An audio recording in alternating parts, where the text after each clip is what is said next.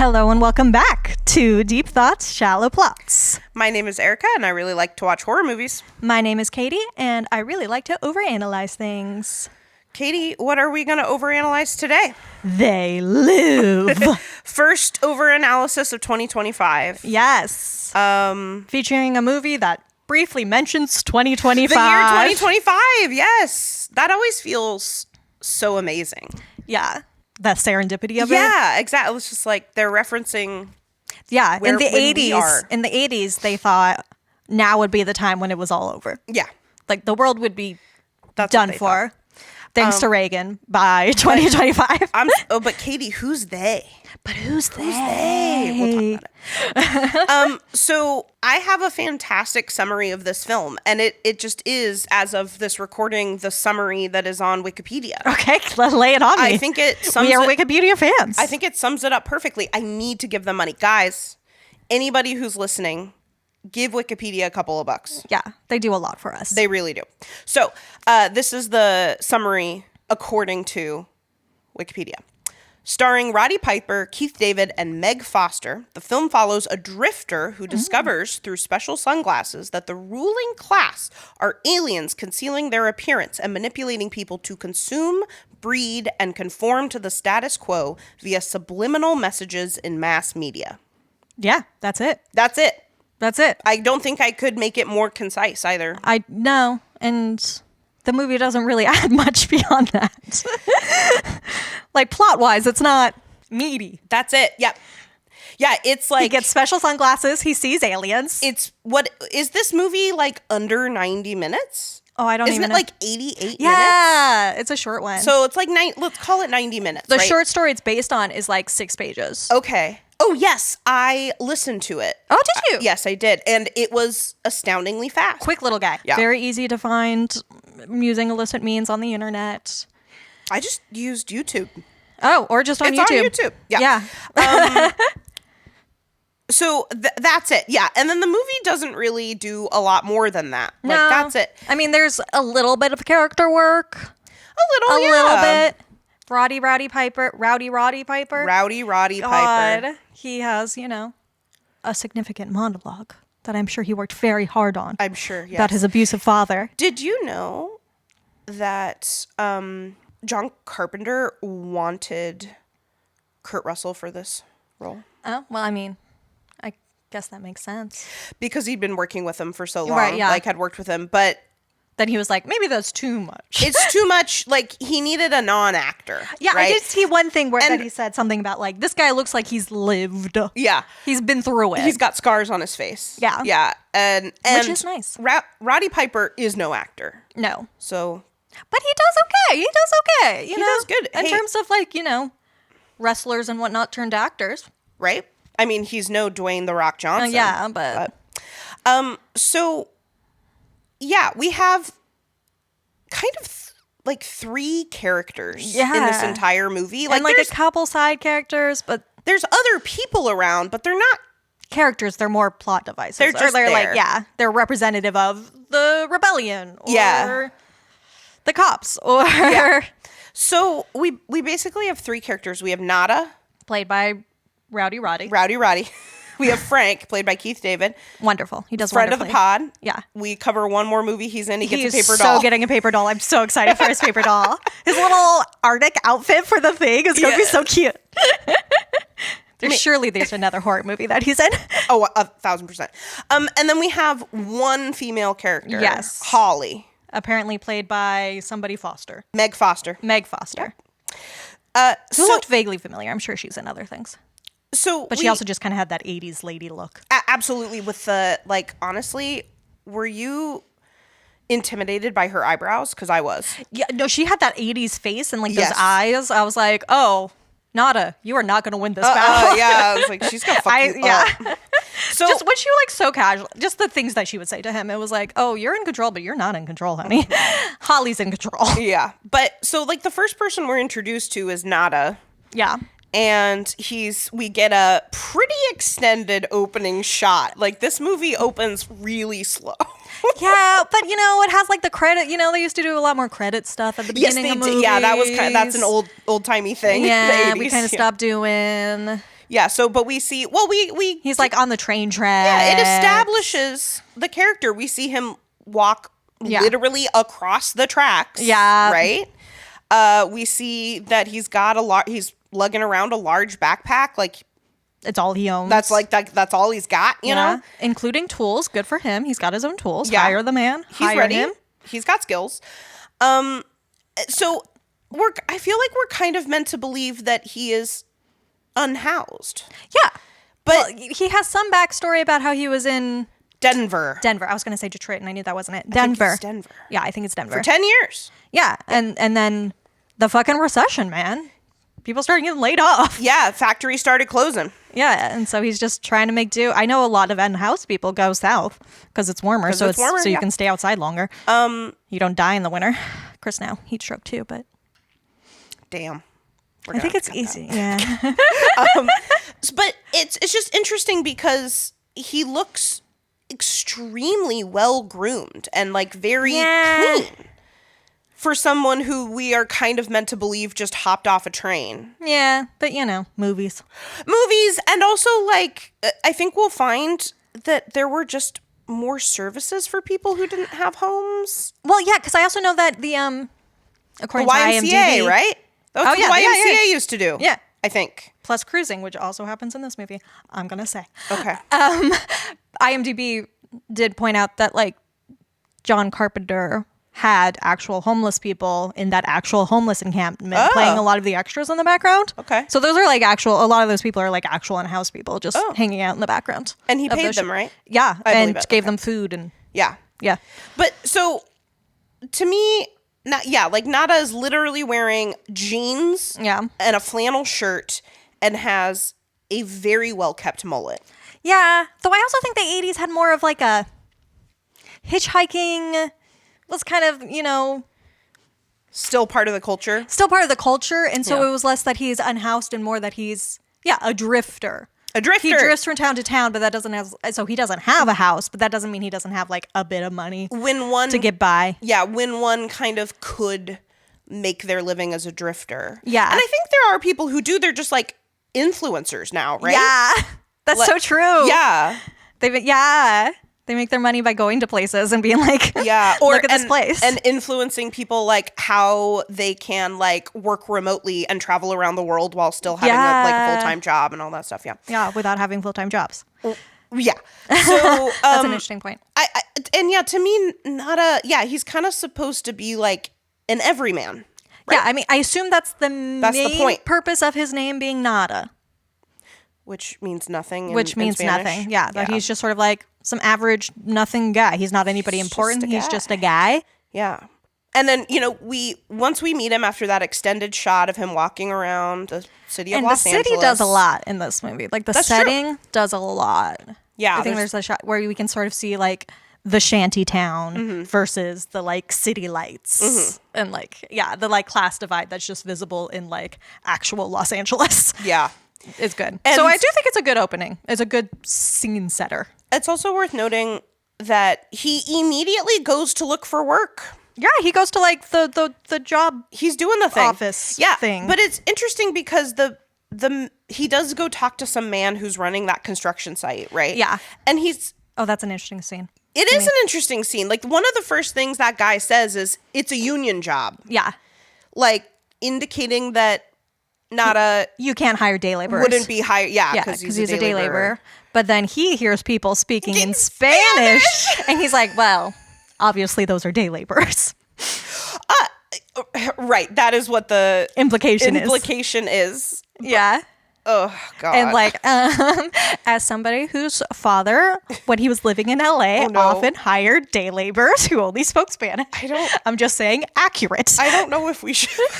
We don't want to get no, it's fine. Dad already in trouble. No, Dad was already sued. That's why we left California. And that's why he never went back. Yeah. He could sue us for defamation. He'd have to listen to the pod.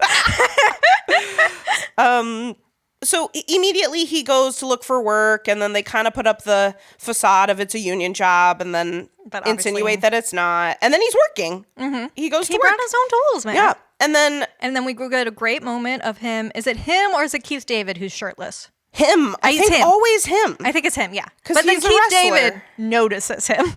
Yep. There's some noticing that happens. Because, yes, of course, it's Nada who's shirtless because Frank is wearing purple. Yes, remember? of course. Purple's his favorite color. He has a Yes. purple little tank top. And a purple shirt, a purple sweatshirt. Yeah. Yep. It's his favorite color. Yep. It's gay coded. Okay? It's gay coded. Hold on, calm down. We'll get there. See, it's funny. We read the summary and we're like, yeah, that's pretty much it. And like, but yet we have so many thoughts and feelings. Yeah. So also we get like kind of in one of his earlier monologues, we figure out a lot about him. Like his world out view. Yes, like he's talking with Frank, I believe, that first night. Yeah. And he says, I believe in America. Yeah. And I think he says, something along the lines of everybody is going through hard times these days. Mm-hmm. But just the saying, I believe in America. Because that's a response to what Frank. Well, that's the first thing this Frank is when says. we start to see that Frank is like a foil for Nada. See whatever previous episode we did to learn more about foils. I don't remember Oh what gosh, episode it which one was that? Woof. The one where they go down the descent. Descent. It might have been the descent. Check out the Descent episode to learn more about foils. But anyway, they're foils in that we learn more about Nada through his conversations with Frank and with Frank disagreeing with him pretty much always, but not to the point where they're like antagonists, right? Mm-hmm. They're like definitely on the same side. But yeah, Frank is very like everyone's out for themselves. Like I'm just trying to get by. And Nada's like, no, if I just have a good job and a good work ethic, then like the American dream is gonna come through for me. Mm-hmm. But it turns into the American nightmare. Okay. But yeah, Frank's very like, don't get involved. Keep your head down. Yeah. If we were playing archetypes, which we're not because this isn't a slasher. And because there's only 3 characters. And there's only like 2.5, let's get real. Yeah. Nada would be our athlete for sure. Oh, yeah. He's very our fool. Yeah. And our only final 2.5 girl. characters. That's kind of all I have to say about Nada right now. I mean, yeah. Until he starts to do things through the movie. Yeah. I mean, I do think it's interesting. Because he's a man of action. So when he does things. I was going to say, what I find most interesting about him is that his solution for every problem is violence. Oh my gosh. Like, so I think I did put in my notes that he has those glasses for like an hour. Immediately, before they figure him out. Yeah. They realize that he can tell. Because he's immediately just like, wow, you're an ugly bitch. Like, yeah. Dude. And then when cops do try to stop him, he immediately kills them. Yes. He kills 2 cops. Who are aliens. He's like he specifically does not kill the human cop. Blah. But then he gets their guns and it's just like, I'm just going to wander into this bank. Oh my gosh, yes. And then he takes their guns. Yeah. And yes, and then he walks into a bank, which is interesting because I mean, it's a bank, right? It's like pretty obvious symbol of like greed or at least capitalism. Yeah. And then yes, he does. He has one kick-ass line. He has his famous line that gets quoted all the time.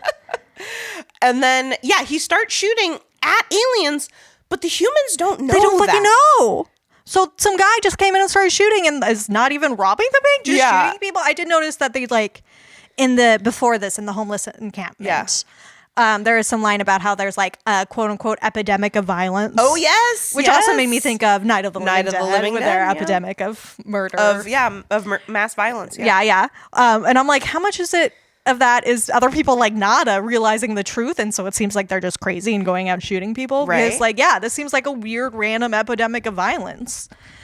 Because they don't know. They don't know. But it's like that's always his response. And we'll talk more about like violence as like a theme later. But just keep that in mind that like he only knows to handle things through violence. And as a result, his actions leave a significant amount of collateral damage. Yeah. The one that really gets me, is the fucking fight scene with Frank that everybody talks about that lasts almost 6 minutes. Yep. Which is like apparently considered one of the best fight scenes ever in the world. But I'm pretty sure when we were watching it, we were just kind of like, it's still happening. They're still going. Well, because there's also like, I don't think we're ready to talk about the fight yet. No.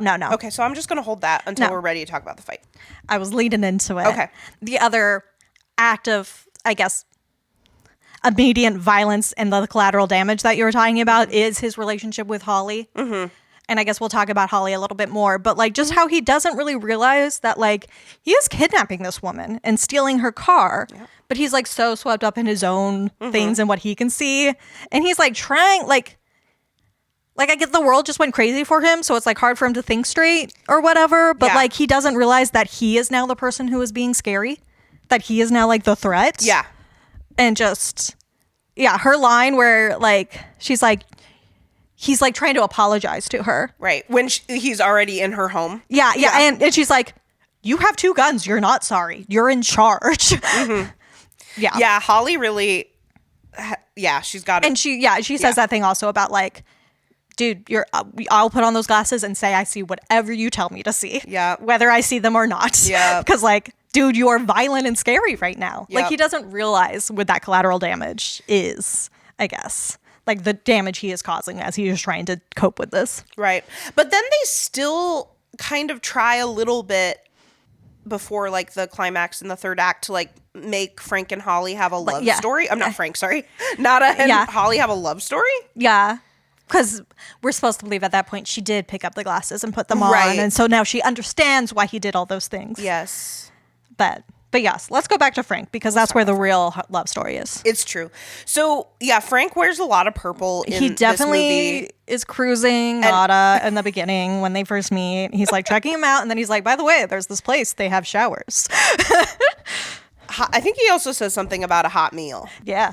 Bet he a lot of hot meal. Oh, my God. Okay. They're cruising. Okay. And, he totally is like... I'm thinking like, a foil or it's like a mirror. Yeah. Yeah. Yeah, they have differences that are like significant that also make their similarities. Yeah. Significant because they're very much, they become a team. Yeah, they do. They do become a team. And they have similar backgrounds, even though they have to fight for almost 6 minutes to become a team. Yes. They do become a team. You just want to put your hands on another man. I see you. So Frank and Nada are they're in really similar situations. Yeah. Like they're just trying to find work. They're unhoused right now. And they both have allusions to wives. They do? Yeah. Does Nada make an allusion to a... No, but he has a wedding ring on. Oh, okay. Could be a dead wife. Could be a husband. No. It's not a husband. No. Interesting. Yeah, he has a wedding ring on. But he doesn't Frank say anything about is married and has a child, right? Yeah. And he's just trying to, send money back to him or whatever. Yeah, but so they're in pretty similar situations, but their approach is super different, right? Yeah. Like Frank is kind of more of like, I'm just trying to keep my nose clean. Just trying to get my money and get out. Get what I want. I know nobody's going to help me. I'm just trying to survive. And that's all we can do is just try to survive. Yeah. And he's just sort of like accepted his fate, I guess. Yeah, he's just trying to get by in a system that he just knows is unfair to him. And we will talk more about the fight, but like a lot of the fight is just him wanting to stay ignorant. Yes. And whether or not that's the right choice, I don't know. Yeah. But that's just sort of like he knows there's more going. Like he kind of knows that the system isn't working or whatever. Mm-hmm. That like that's kind of his point more so than Nada in the beginning, because Nada's like the American dream, yay! Right, I'll just work hard and it'll work. And Frank's like, yeah, right, you know? Yeah. So like he knows, but he like doesn't want to like do anything about it or face it in the way that Nada, as we said, will immediately respond with violence and do something about it. Well, Frank is like responding in a way of like self-preservation a little bit, you know, which I think makes a lot of sense for him, A, because he still has a family for sure. Apparently, yeah. And B, he is a black man in 88 or whatever. I just feel like even though they are both these like drifters, homeless people or whatever, like it's different. Like the response to him breaking and entering into that church is very different than Nada breaking and entering into the, you know, or like interfacing with the cops. It's just going to be different. Did you notice that the church that's across from their is part of the rebellion? Well, it's a black church. Yeah. Yeah. It's like, I remember. Or at least it's masquerading as. Well, because it's not. It is. Is it really? Because the choir is fake. The choirs, we know the choir. Do we ever actually see worshipers? I know we have the one priest guy, but. Yeah. I don't know if it's like a functional church. Or maybe it like used to be. Yeah. Right. But yeah, like the sign says like African American, some interesting sect of Christianity. I don't know. So it's interesting that the church is, or at least was, a black church. Yeah. Yeah, just something but interesting. But I just, in general, I think Frank is starting in a different place than Nada is. Absolutely. In terms of what he feels like he can do, because the consequences will be different for him than they will for Nada to a certain extent. And I'm sure you'll talk more about that sort of stuff in the 80s. And let's find out. I don't remember. Later in the notes. And then, Nada and Frank do team up. They become a team. And they're pretty successful as a team. They are. They are, once they stop beating each other up. Yeah. And start beating up other people. It took 6 minutes, but... They got it together. Yep. And then they went to a hotel room together. Oh, my and God. for some reason, Nada says, "Ain't love grand," when they first walk in. And I won't comment on that. Okay. It just is what it is. Ain't love grand. Why does he say that? I don't know. Other than because, they're in the situation because they care about each other. I don't know. Or because it's like a seedy hotel where people take their person, Yeah, that... I think it's a reference to being kind of like a seedy hotel where you might take your illicit lover. Something that rents by the hour. Yeah, I think that's it. But like the implications. Yeah. Yes, I know. We know how you feel. Yeah. And I'm just saying, the moment Holly assassinates Frank because Nada insists on getting her involved when she did not need to be involved. Right. There was no reason to involve her. I'm like, y'all, this is what you get for choosing a heterosexual lifestyle. God. But enough about that. I will say no more. Until that happens, they're a good team together. Yes, right? yes. Until that bitch gets involved. No. So the gender dynamics of this movie. For only having 2.5 people in it. Yeah. They somehow managed to have a lot to say about masculinity and gender dynamics. Yeah. Are we ready to talk about the fight? Yeah, I can talk about the fight. So I feel like I'm going to go on record as saying it's too long.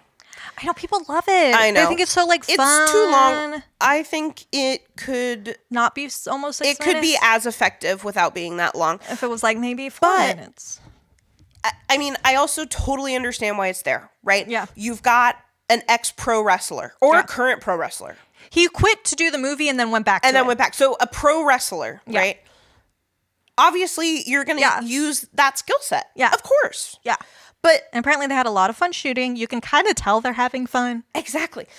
Which does make it kind of fun to watch. And because it's so long, it does kind of help us realize that actually fights are exhausting. Yeah. And they do come away from each other multiple times. And it almost seems like they're going to stop and then one keeps going. I don't know how many times I was like, oh, thank God it's over. And I'm like, oh, and then we're headbutting each other. Yeah, and I did appreciate that it doing? Wasn't some sort of flashy fight scene or something. It was very that they're just punching each other. Yeah, it's a pretty still camera. Yeah, they're just pummeling it. Yeah, and that fucking hurts. And they're just going at it. It wasn't flashy about it. I can see why for people who love fight scenes, I can see why they're this is one of the fight scenes of all time in movies. But also 6 minutes. So obviously, I think you and I both saw in our research that there's a lot of symbolism attached to the fact that this fight is 6 minutes long, which I'm glad, because when I was watching it I was just this is unnecessary. Why is this so long? Yeah, exactly. Yeah, in the movie, why is this happening other than because Nada solves his problems with violence? I was why is because you're trying to get him to wear sunglasses so you're punching him? Yeah, so because the reason they get in a fight is because Nada is imploring Frank to put on the sunglasses to see the truth.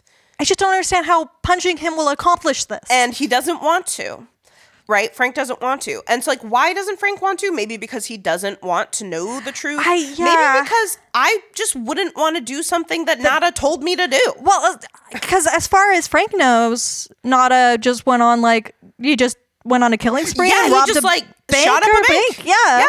Which I don't care how hot he is when he's shirtless. I don't know. He's the threat. Yeah. No, but I do think it's kind of what I said about also Frank's, there is either Nada's violence or there's Frank's insistence on remaining ignorant or quote unquote asleep, I guess, in the parlance of the movie. Right. And on the one hand, I feel Frank has that right to keep sort of keep his head in this, he has a family to worry about. He has himself to worry about. He deserves to stay safe, but also you need people like Nada who are going to take action to achieve social change. Right. So there's a whole other discourse happening in this fight. Do you think that the length of this fight, like, does it to you show these two characters as like relatively evenly matched? Yeah.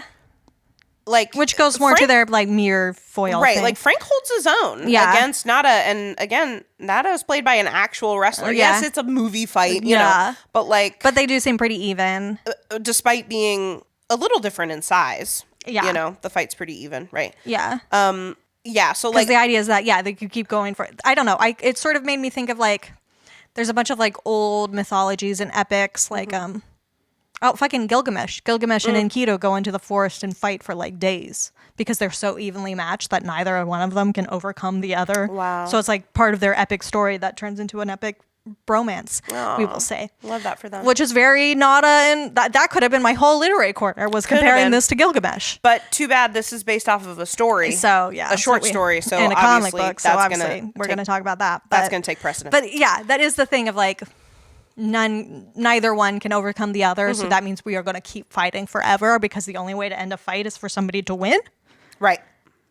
Like there's no other end to a fight. There's no somebody to win. We just both agree to stop. For somebody to win and for somebody to lose. Right, yeah. And I'm not even sure how this fight ends, actually. I think Nada gets the glasses on Frank. Yeah, and Frank just sees and knows. Yeah, but Nada like physically overcomes him. Yeah. Not enough to like knock him out or anything like that, because that's not really the goal. Just to get him to see. He opens his eyes. Yes. But then also, I think, again, this 90-minute movie where I had like this movie's, it's so crazy to me how like thin this movie is, but also how rich it is. I know. You know, like the dialogue's not fantastic. No. It's pretty slow. Again, that opening shot, this fight scene is 6 minutes, right? Yeah. But like this movie does say so much about like the themes we'll talk about, class, economics, power structures, and a lot about masculinity, right? And so like like is this fight also just like hammering home the statement that like male camaraderie is violent, is like, it just has to be to them, to Nada and Frank, at least Nada, like tied to violence. Yeah. Right. That it is. I mean, it kind of goes back to what Frank said about how everybody's going to be out for themselves and like. Yeah. Or was it? I forget which one of them. They fight each other and then they're like, all right. You know, and then after that they team up. But they like gain Frank is camaraderie. like immediately like, oh, that's why Nada did everything he did. Okay. Right. Which I guess is why we're supposed to believe Holly when she does the same thing. Right. Because it's like, well, Frank understood. But we don't know because we don't see Holly because she's like half a character. Yeah. Yeah. And a liar. But as I was saying, I like how how freakishly long this fight is. But the way like it accurately shows that fighting is a pretty tiring experience. Yeah. Pretty like quickly. And then like they take breaks from each other and then they're back at it, you know. And it's almost kind of like the fight is like a play within a play. Like the fight is happening in stages and it's like kind of showing us like this, you know, a metatextual analysis of the film itself. And it's kind of, like these two different ideas about how to handle the state of the world, I guess, or how to achieve social change, or like, I don't know. Yeah, Nada's violence versus Frank's ignorance. Yeah, and like willful or not. Yeah. Yeah. Like my main takeaway from it was that like this is sort of like a turning point for Nada. Because it's the first time, even though he like talks to Frank before that, this is the first time where it's like, oh, they're a team and he's not alone anymore. But what I really found interesting was it was like a turning point in his violence, where before it's very like reactionary and it's not really directed towards anything. He sees there's aliens and he's like, I guess I'll shoot them. I don't know. I'll go into there's a bank. No goal. Yeah. And then it's like, okay, this fight supposedly has a goal. It's to get Frank to put on the glasses, but it's like, why is that your way of handling it? But then like from then on, they get involved with the revolutionaries, and now Nada's violence has like a direction. Yeah. Now they come up with a plan. Yeah. And like his violence then becomes useful for like the greater good. Yes. And like obviously in the end, he uses his violence to take down himself and their whole system, you know, like he goes down with the... Yeah, he does eventually self-destruct. Yeah. Which makes perfect sense because... Because that's what else is he going to do? Yeah. He's Nada. Yeah, right. But at least, because we knew he was going to self-destruct no matter what, at least when he self-destructs... It's in taking down their it achieves, their radio signal or whatever the jargon is. Yeah, right. It's... I don't understand it's whatever is keeping them all asleep. Well, it's keeping everybody asleep from seeing them as they are. Yeah. A radio signal that is somehow blocked by those sunglasses? Yes. Or contact lenses. Or what become the contact lenses, so which also allow them to continue to see in color, right? Yeah, I don't remember now. I don't remember. I think it's still in black and white. We just don't see through their eyes as But I'm much. thinking about the end scene. I don't remember. This movie. When we definitely see it in color. Right. The last scene of this film is a couple having sex and the woman realizing that the man she's having sex with is like a ghoulish alien from another star system. And you know where they got that from? No. Not the short story, but the comic book. The comic book. It's like one of the last panels. It's like there's one final panel of Nada, but like the panel right before that is different people seeing them. And it's a woman in bed, like on top of an alien being like, what? With a shocked look on her face. Oh, so God. That fully comes from the comic book. That's a crazy way to end this movie and that comic book. Yeah. Do we want to talk about Holly a little bit? I'm ready to talk about Holly. Yeah, like we've already been talking about it. Like Holly is the only female character in this movie. Yeah. And like, again, she's pretty thin. Yeah, I find her most interesting in that first scene where it's just her and Nada and he has her, like kidnapped, he has her captured and she is like still clearly very in control, even though he's in control. It's like, that is an interesting character right there. She gets less interesting to me later when she's like generic love interest and then, actually femme fatale. Femme fatale, yes. She's like, the only female character in this movie and she's the one who ends up betraying Nada and is the one who kills Frank. And she is also significantly the only human that Nada kills. Oh. He only kills aliens. He like specifically only kills aliens. He lets that cop go. Holly is a human. Yeah. The entire time. She's just sold out. She sold out. What's the sold out. Sold out, yeah. I don't know. I was gonna say I have a hard time with past tenses sometimes. It's okay. I said et when I was hanging out with Mercedes. Oh no. And she was like, what? I'm sorry, what? I was like, Ed ate it. Eaten. Fuck, eaten. Ate. I like couldn't remember. Et, et. Like when you ate your good arm off. Haven't you seen Cabin in the Woods? Okay. So she is a human. She's not an alien, but she is on the side of the alien. Because she works for their radio station. Yes, she works for the radio station. Though I don't know how many of the humans there know like Holly knows. Right, I would think very few. And I'm also not sure if Holly knows before she actually does get Nada's glasses. We don't know if it's like she knew all along or if she got the glasses, realized what was happening, and was like, oh, well, I'm going to back the winning side then. And immediately was like, hey, I've got this opportunity. Because it's clear, I think it's clear to me at least, that she's the reason the rebellion, that raid on the rebellion happens. She's the one who rats him out. That's my thought. I don't know who else. Who else? Yeah. Yeah. Makes sense to me. So like she buys in immediately, or she always was bought in. I don't know. Yeah, we don't know because we don't get to know enough about her because she's kind of half a character. Yeah. And then she just has a gun and she shoots Frank and then... But it's funny because like that scene is really interesting. The way that it's shot, the way she kind of comes from behind him, and like we see her putting the gun to his temple, and then we don't see it happen. We hear a shot, and we're looking at Nada. I think when the shot happens, right? Because he's doing his thing, right? And then Holly comes in, and Frank does not. Yeah, so like it's clear what happens. Isn't Nada like, "Where's Frank?" Yeah, and it's just like, "Oh, honey." But I think Holly does kind of help us understand like something else that happens in this movie. You know, if we're like talking about seeing the truth or wanting to stay ignorant or being ignorant because you want to or maybe don't want to, whether that's a choice or not. Yeah, I think I see Holly as kind of her character kind of raising the question, like in a world where your only choice is either exploiting or being exploited. Yeah.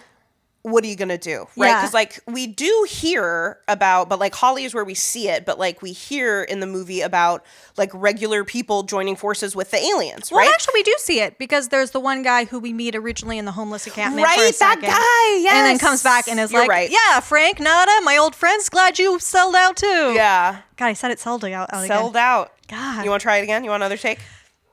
I'm glad you sold out too. There it is. Come hang out at our cool secret base and go to our cool secret news studio. I'm sure this is fine. Let me tell you all the secrets. I'm sure you already know, because you're the planet's called Andromeda. Welcome. Welcome. Yeah, but then that kind of brings up an interesting idea of, like, people not part of the ruling class still, like, choosing to participate and uphold the ruling class, even if it means just, like, a slightly better life for them, even if they're still not part of the ruling class. I find that especially interesting, like today especially, to think about it being, like, a white woman in that role in this case. Right. As somebody who, like, is never going to be fully a part of the ruling class in some ways, and in other ways already is a part of the ruling, you know, like, already benefits from the system the ruling class has but put in also place. Is oppressed by it. And so, like, really having to think, like, being in a position to very comfortably choose to side with the ruling class or not, you know, like being in a position to do either, and it really being a choice. So yeah, she definitely chooses. Right, and she's the one who chooses that way when Frank and Nada go the opposite way, right? They become, you know, enlightened, if you want to, you know, you want to use that word. And I do think that part of that is because this, I don't know, I'm bringing up, like, this gender stuff, and I brought up some race stuff earlier, but I don't think this movie actually is really thinking about those things. No, I don't either. I think these are, like, it's sort of accidental It seems things. pretty clear that, like, Keith David was cast because of his role in the thing. Yeah. And, like, really, I don't think Carpenter is trying to make, like, a race allegory here. No. But he's making a class allegory. That's what it really comes down to. And in those there's no intersectional because it's consideration behind it. Because it was made in 1988. But the implications are there to our 2025 audience. Absolutely.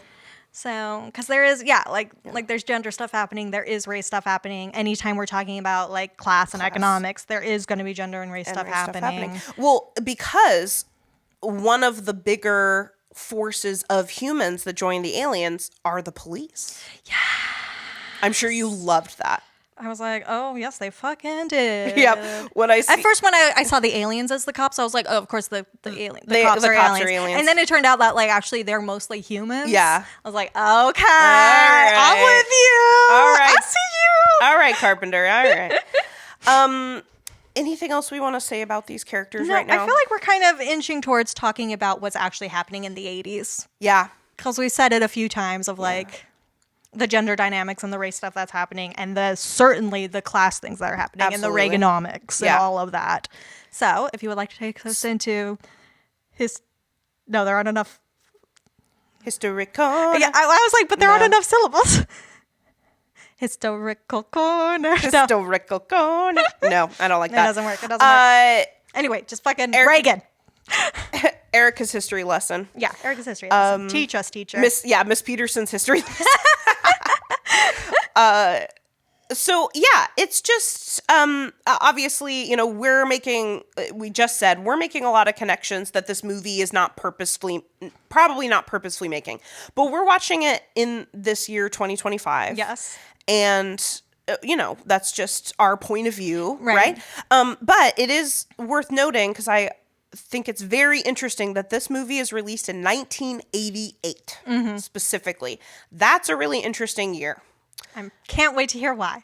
Well, it's an interesting year. I actually looked up the Wikipedia article, again, shout out to Wikipedia, Love you, girl. The year 1988, and it gives you, like, January 1988, like a breakdown of major news events and stuff. And it's just like page after page after page. Yeah. And of course, if you look at any year, that's going to happen. Yeah. But time doesn't stop. Yeah, I specifically looking at 88, and there is a lot of just as you can imagine, civil unrest happening like pretty much everywhere in the world, parts of Africa, Southeast Asia, like parts of like Eastern Europe, you know? Yeah. A lot of like civil unrest happening. Yeah. Well, what? Because the Berlin Wall's going to come down. The Berlin Wall's coming down. They don't know that, but we do, right? Next year it's going down. Yep. So, so internationally there's a lot happening, but I think this movie is pretty American. Yeah, I mean, it's very focused on America. Yeah. I think the only mention we get of anything going on in the wider world is when they mention that in the year 2025, they will have achieved world domination. Let's see, I have that quote. Hold on. By 2025, the whole planet will be under protection and dominion of these aliens. Yes. Protection and dominion. Love it. So with the aliens and the human power elite. I also love that phrase. Human power elite. Good. So 1988 in like American politics and just like in American culture is pretty crazy. So it's an election year. This is basically the end of Reagan's second administration. Spoiler alert, George H.W. Bush wins wins the 1988 presidential 88 listeners election. out there, sorry to break it to you. And he wins by a landslide. He carries 40 states. Damn. Against Michael Dukakis's 10 plus DC. Yeah. And your name is Dukakis, man. We were not going to have a president, Dukakis. Is that Greek? I think so. I don't think. Yeah. No, I don't. It's definitely foreign. Yeah, right. So not like a nice standard Bush, man. That's a beer. It's no secret that basically that George H.W. Bush runs on the promise of extending the Reagan policies for another 4 years, right? Because at this point, Reagan cannot run for another term. Which was actually a relatively new rule. That wasn't a rule until FDR, after FDR. And actually, it's my understanding that it was the Republican Party that was like spearheading the two-term limit. Right. We cannot have this man here forever. Which I'm actually not against a term limit for the presidency. But there was I don't think a very serious movement, but a small movement of Republicans being like, we should actually get rid of term limits because we could elect Reagan over and over and over again. Reagan forever. Reagan forever. So people are loving it. 1988 is the election, and then of course George H.W. Bush is inaugurated in 1989.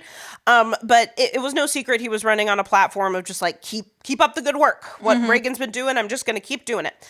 And so those Reagan policies are what we tend to refer to as Reaganomics. Yes. And so I just figured it would be a good idea to have a definition of Reaganomics. Yeah, especially since before we start talking about it. John Carpenter has been like explicit about the fact that this movie is about Reaganomics. Yeah, like a response Reagan to and Reaganomics. Yes.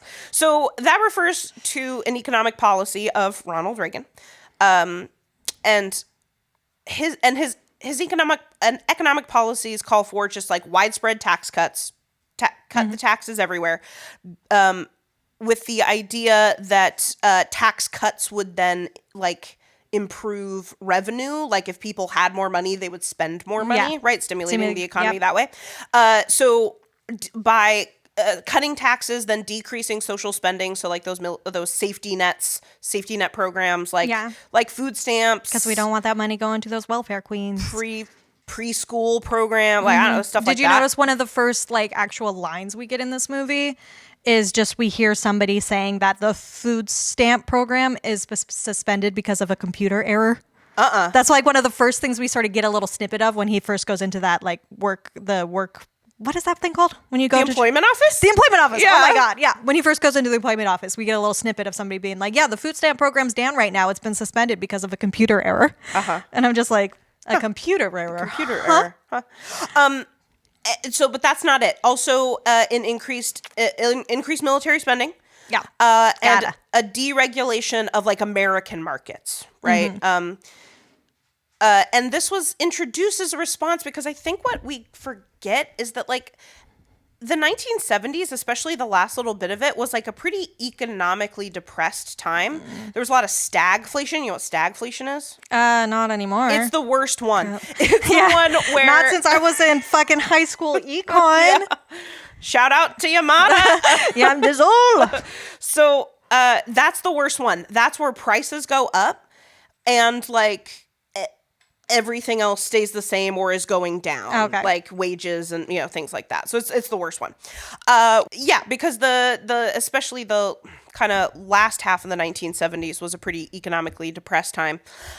So this was kind of, you know, people were not like doing particularly well. So they were looking for solutions. So it is. And along came a cowboy named Reagan. For what it's worth, we have to remember how well Reagan did with the electorate. The Electoral College and the popular vote. I know that nowadays that's not always something we get, but like how much Reagan smashed the Electoral College and the popular vote in 1980 and 1984. Yeah. I'm going to show you a map. Okay. Hold on. Is it an Electoral College map? It is an Electoral College map. Okay. This is the Electoral College map for 1980. Damn, that's a lot of red. Yeah, Reagan wins 50.7% of the popular vote. And yet it is all red except for what? I see, what is that? Fucking Georgia, Hawaii. Nope, Alaska. Nope, Hawaii. Yeah. I was right the first time. Minnesota. Oh, there's little West Virginia. West Virginia. I got one of them. It was West Virginia. What's that one? I can't even fucking see it. Maryland and Rhode Island. Maryland. So what, like 5? 6? Oh, and D.C. Don't forget D.C. Oh, D.C. D.C.'s important. Here. And yet it's 50% of the... Because that map is so red. It is so red, yeah. And yet it's 50% of the popular vote. That's interesting. Electoral colleges, man. If you think this map is red, here is the Electoral College map of Mondale, honey. From 1984. That's a little tiny star for D.C. D.C. goes for Mondale, who runs against Reagan in 1984. And this one again was which guy? Minnesota holding it down. Still only not even 60% of the popular vote. It's 58.8% of the popular vote. Yeah. But it's still only 2 little spots that go. That's... Wow. Yeah. People sure do have stuff to say about the Electoral College, and I get it. So, and then I'll just show you one more. So this movie is filmed and released in 1988. Yeah. Here is a map of the Electoral College in 1988. I will admit I see a slightly more blue. But notice. And yet, less popular votes. Yes, George H.W. Bush wins 53.4% of the popular vote. Yeah. But we have quite a few more blues. There's Oregon and Washington Oregon coming and Washington through. Blue. Have flipped. Yeah. And then, New York flips. Yeah. A few of those other ones. Massachusetts flips. West Virginia. Is that still a blue state? I don't think it is. So. God, DC, always DC, right? Yeah. Minnesota, holding it down. Yeah, Minnesota does not quit. And then honestly, props to Minnesota. Hawaii comes back. Yeah. And then we've got Iowa and Wisconsin flip for Dukakis in the 88 election. Okay. But still a solid sea of red. A solid sea of red. Oh, and for our myriad of international listeners, our political system is only 2 parties, the Republicans and the Democrats. And when we symbolize them with color, the Republicans are red and the Democrats are blue. Yes. So a sea of red. A sea of red. Oh, yeah. And then you can see that I believe it was West Virginia, that whatever their laws were at the time. They were able to give one of their little electoral One college electoral votes. vote went to a third-party candidate. Good old Benson. Never heard of him. Benson. Yeah, I don't know who that is anyway. Sorry. So... Sorry, Benson. Never heard. Yeah. Yeah. So I think that... I mean, looking at these electoral college maps, we see that... People were loving it. I think this reflects a huge part of like what the culture's like, right? You know, that people think it's working. It's working. They're happy with it, right? You know, we have our 2025 perspective where we constantly say that it was Reagan all along, you know, but at the time it's 1988. So we've got a solid decade of this sort of ideology, right, in politics and American culture. Then it's, you can't forget about the Soviet Union. Woo. This sort of, bad guy, boogeyman for the United States for like almost the last half a century is really starting to crack. Yeah. Gorbachev introduces... Do you remember? No, I don't know. We are forgetting our education here. I just don't know where you're going. Sorry. I remember Gorbachev.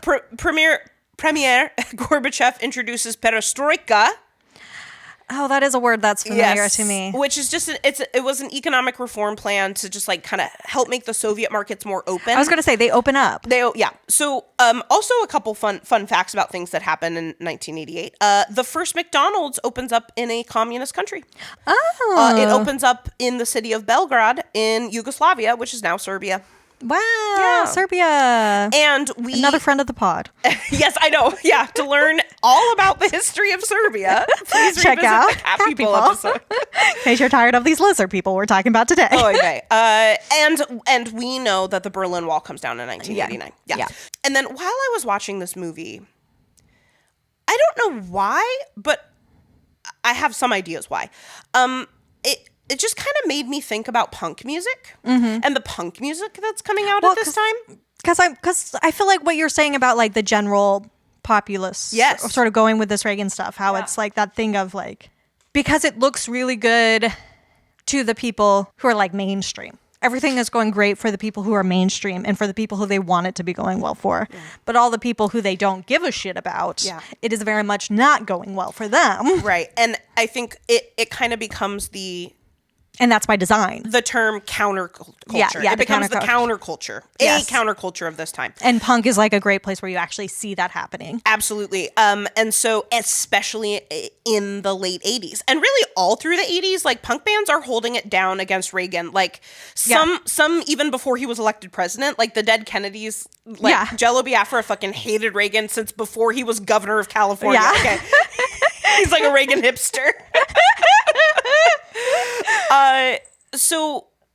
Well, and also just because you know that like punk music is just one of my favorite kinds of music. Yeah. And especially late 80s, early 90s. Yeah, no, that's your shit. East Bay punk. Yeah, East Bay specifically. Yeah, that's your shit. So actually in 1987, this man, Larry Livermore, starts Lookout Records, which is this independent label that it starts somewhere else in California and then moves to Berkeley. That's specifically focusing on punk music and the East Bay sound, right? So, and East Bay punk in general is not shy about anti-Reagan messages. And like, as I mentioned, the Dead Kennedys alone. I actually found another map I can show you later of the gubernatorial race when Reagan wins the governorship. Yeah. And there's the red and blue map, right, of California. And there's one, it's kind of the county outline. There's one blue county in like the northeast, kind of. I don't know what that is. I don't know what it is. Yeah. And then there's San Francisco County and Alameda County are blue, and then it's everything else is red. And this is just just like part of. I feel like just something that I love. Like, so I get an excuse to talk about something I love. Let's do it. Another good companion for this, even though obviously it's not taking place in California, is SLC Punk. Yes. Oh, yes. Does that take place in the 80s? It does, yes. Right, because they have on the TV, they have that picture of Reagan stapled to it. It takes place... stapled, not stapled, taped. I want to say 85. Okay, yeah. Because, it would have been like right after Reagan wins re-election. Yeah. And also has a lot of themes about like selling out and like exactly. becoming a yuppie. The entire time I was like watching this movie, I was like, make no mistake. I don't know. We'll talk about how people have made this mistake, and I don't understand how they have. Like, this movie is a commentary on Reagan. Like, it's actually pretty obvious. Yeah. And people really, use it to uphold, anti-Semitic conspiracy theories. My first thought after we finished it, I was like, what is this movie's relationship to, like, that anti-Semitic, reptilian, Jewish people rule the world secretly, and also the lizard elite people? Yeah, I was like, is there a relationship there, or what? Yeah. When did that whole thing start?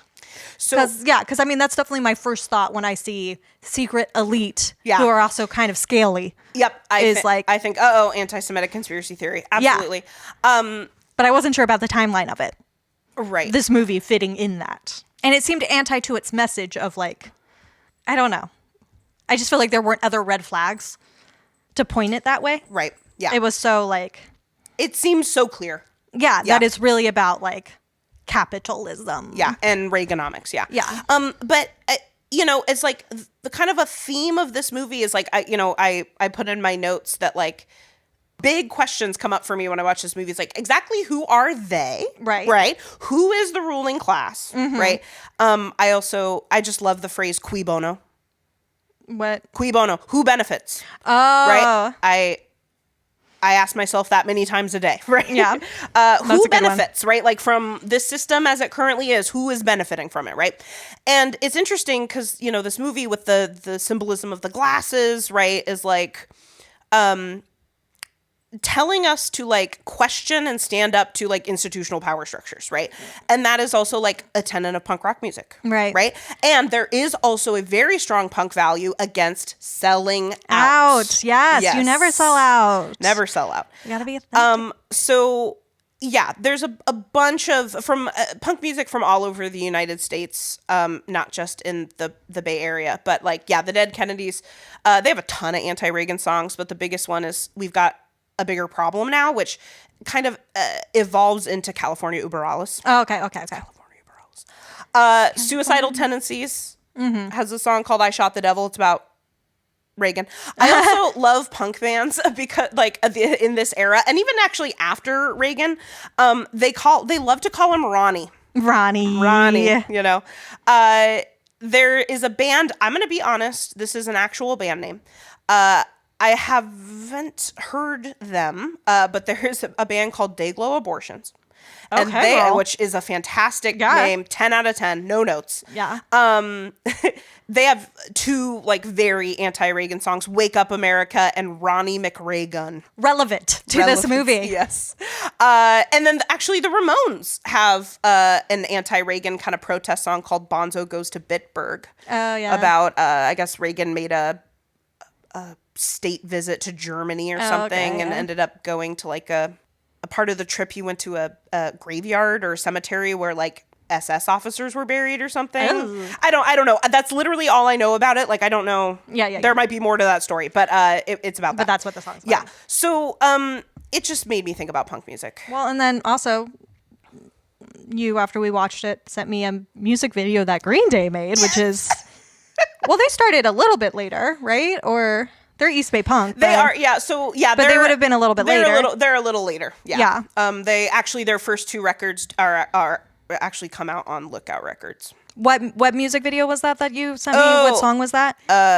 Yeah. So Green Day has a song where they use this kind of allusion, the They Live allusion. For the music video of a song that they actually put on one of their best of albums. It was like that extra song that artists put on best of albums, called Back in the USA, which I think is a reference to the Beatles Back in the USSR, maybe. Right. And then the video is very much a They Live. It's pretty much a direct ripoff. Yeah, I mean, I don't know if you can call it a ripoff. No, it's not a ripoff. It's an homage. That's the word I want. It's an homage. It's a clear homage to They Live. Like they're clearly doing it with like love and with knowing what the reference means. Yeah. Because they're talking about the same things that They Live is talking about, because those things are still things when they wrote that song and also today. Good old 2025. Yeah. The year of world domination by the aliens. So that's like where we are, right? Mm-hmm. That's the culture of the United States and just my favorite example of a counterculture that's happening in response to that culture. And certainly not the only one, because we also have a lot of like feminist movements happening and like black movements happening and like Chicano movements, immigrant movements. Yeah. Really a lot is happening. Yeah. So is it, based on what you know, because you're more historically minded than I am, is it significant that the glasses are named after the guy who invented LSD, and that they are? Yeah, they're the something glasses. That's what they call them. Yes, Alexander Hoffman's the guy Hoffman glasses. Yeah, they're called the Hoffman glasses when the guy who's the hacker guy who's on the TV saying all the stuff about how they live among us. Yes, he calls them the Hoffman glasses. Oh, okay. And and then of course Nada talks about how like they feel great when you wear them, but after a while, it's sort of like you come down from the high. Yes, yeah. There's like a withdrawal sort of thing. They do kind come down. They sort do of explain, or wearing them for too long causes problems. Yeah, this like drug element to it. Very. I'm just wondering because that's also like the war on drugs is. I mean, it's Nancy Reagan's thing. Oh God. Right. Yeah. So I just feel like that's also an element, but I don't know what to say about it, especially since, as we'll learn later, the sunglasses are not present in the original short story or the comic book that came before this movie. Right. The sunglasses are specifically introduced for the movie. I just know that there's also drug stuff going on in the 80s and right, yeah, and then Nancy Reagan's war on drugs, and it's also worth noting just because like there is just a little bit of like gender stuff happening in this movie, and it is also like very explicitly anti-Reagan. That like Nancy Reagan was a smart cookie. Mm-hmm. She was very smart and very persuasive. Like she actually probably has more of a hand in all of this than we probably fully understand and give her credit for. Mm-hmm. The same is true for Barbara Bush, by the way. Yeah. Yeah. But also that I wonder if that's part of the anxiety. Is like women behind the scene. A woman behind the scenes doing things, kind of like Holly is this woman behind the scenes doing things. Who then ends up using her power to, turn against men. Yeah. Right. That's an interesting dynamic. Yeah, it is. So that's just the world this movie's living in, right? Yeah. It's kind of informing everything about it. And yes, we're watching it in 2025, but yeah, it's all of it. So I just want to start talking about some of these big questions. Unless you have like something who else you want are to talk they? about. Who are they? Well, they come from the planet Andromeda. Yeah, that's fun. They have a teleporter. They have little watches that let them teleport and talk to each other. Talk to each other, which I actually kind of found interesting that their like advanced technology is part of what helps them maintain power. Mm-hmm. I mean, so many of these things I'm just sort of always like, as it is today. you know? Yeah. That like, I mean, just like the difference between the students I see who have laptops at home and the students who don't have any sort of computer at home. Yeah. Like just those small differences in technology can make such a difference. Big. So like when you have a big advanced technology. And I mean, yeah, like access to technology is like a way of denoting class. Absolutely. And it's still totally true today. And I mean, like think about the richest people in the world. Yeah. What do they do? Allegedly. Right. Work in tech. Right. Yeah. So I have the fancy watches. Yeah. I like that it is clear that they are aliens, right? Yes. They're aliens from the planet Andromeda, like, which is real. Love that for us. Like, they didn't just make something up. I did spend some time being like, well, of course, Andromeda is the mythological figure of blah, blah, blah, blah. But there's no... It's not... There's no relevance. No it's just probably because of, the Andromeda galaxy. And like, there's like a constellation named Andromeda. And is it not, like... technically very close to us in the grand scheme of how far away things are. So just that shit. Yeah. But it's interesting. We notice in the credits that they refer to them as ghouls. Yes. Right? Which is giving Night of the Living Dead to me. Yeah. Right? And then I actually have a quote from Carpenter about the ghouls. Yeah. Do you have it too? But you go for it. Okay. Yeah. The aliens were deliberately made to look like ghouls, according to Carpenter, who says the creatures are corrupting us so they themselves are corruptions of human beings. Yes. I'm like, okay, yeah. I love that. I think that's a really cool idea to do that. And I will say that, like, we'll get into the reptilian. But they're not reptilian, really. They look like humans, and their face is not, to me... I don't know. It gave scale, like reptile felt like scales. There were scales involved. And their eyes were almost more like... Sure. Like bug eyes, maybe, than like the eyes are definitely snake eyes or something like that. They're just sort of like big and bulbous in a way that looks kind of like flies or something. I guess I just mean there's something a little bit animalistic about them, and it does look kind of scaly, not like a mammal animalistic, like a reptile or a bug or something. Something a bit more beastly. Yeah. While also still being very like bipedal. And 2 eyes, 1 mouth, a nose. Like they're still human-esque. Though they didn't give ghoul to me necessarily. I know they're called ghouls, but they don't look like... Yeah, in that, like, there is sort of a human face happening, but it does kind of seem like it's sort of, like, rotting away. Like, the nose is very, Is that the vibe? Is that what the vibe's supposed to be? Because they didn't look like that to me, but...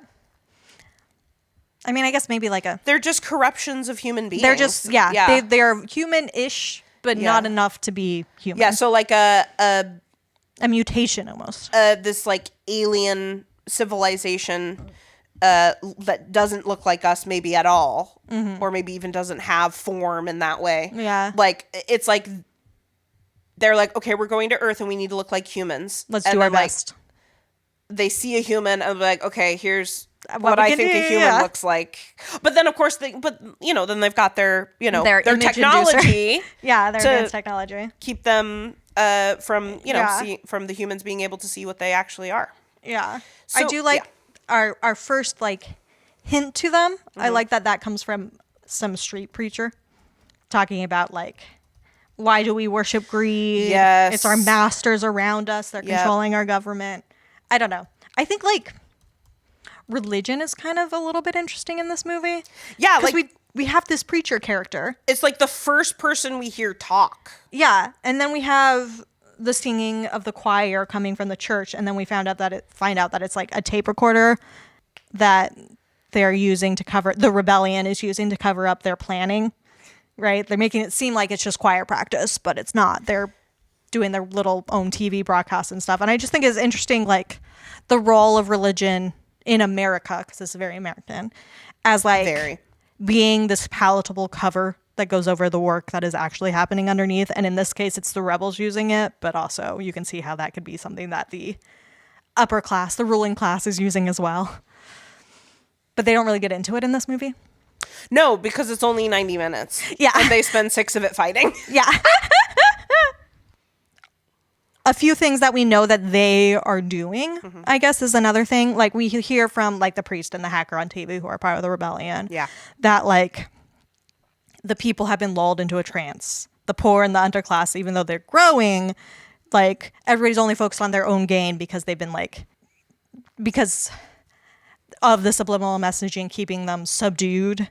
They talk about people being treated as cattle, and that, like, yes, they specifically say, like, it's the only mention of race, that racial justice and human rights do not exist. Yes. And like the only reason that they are safe is because they have not been discovered, which I find interesting. That is all about them hiding that keeps them safe. If like once you see them, they have no power.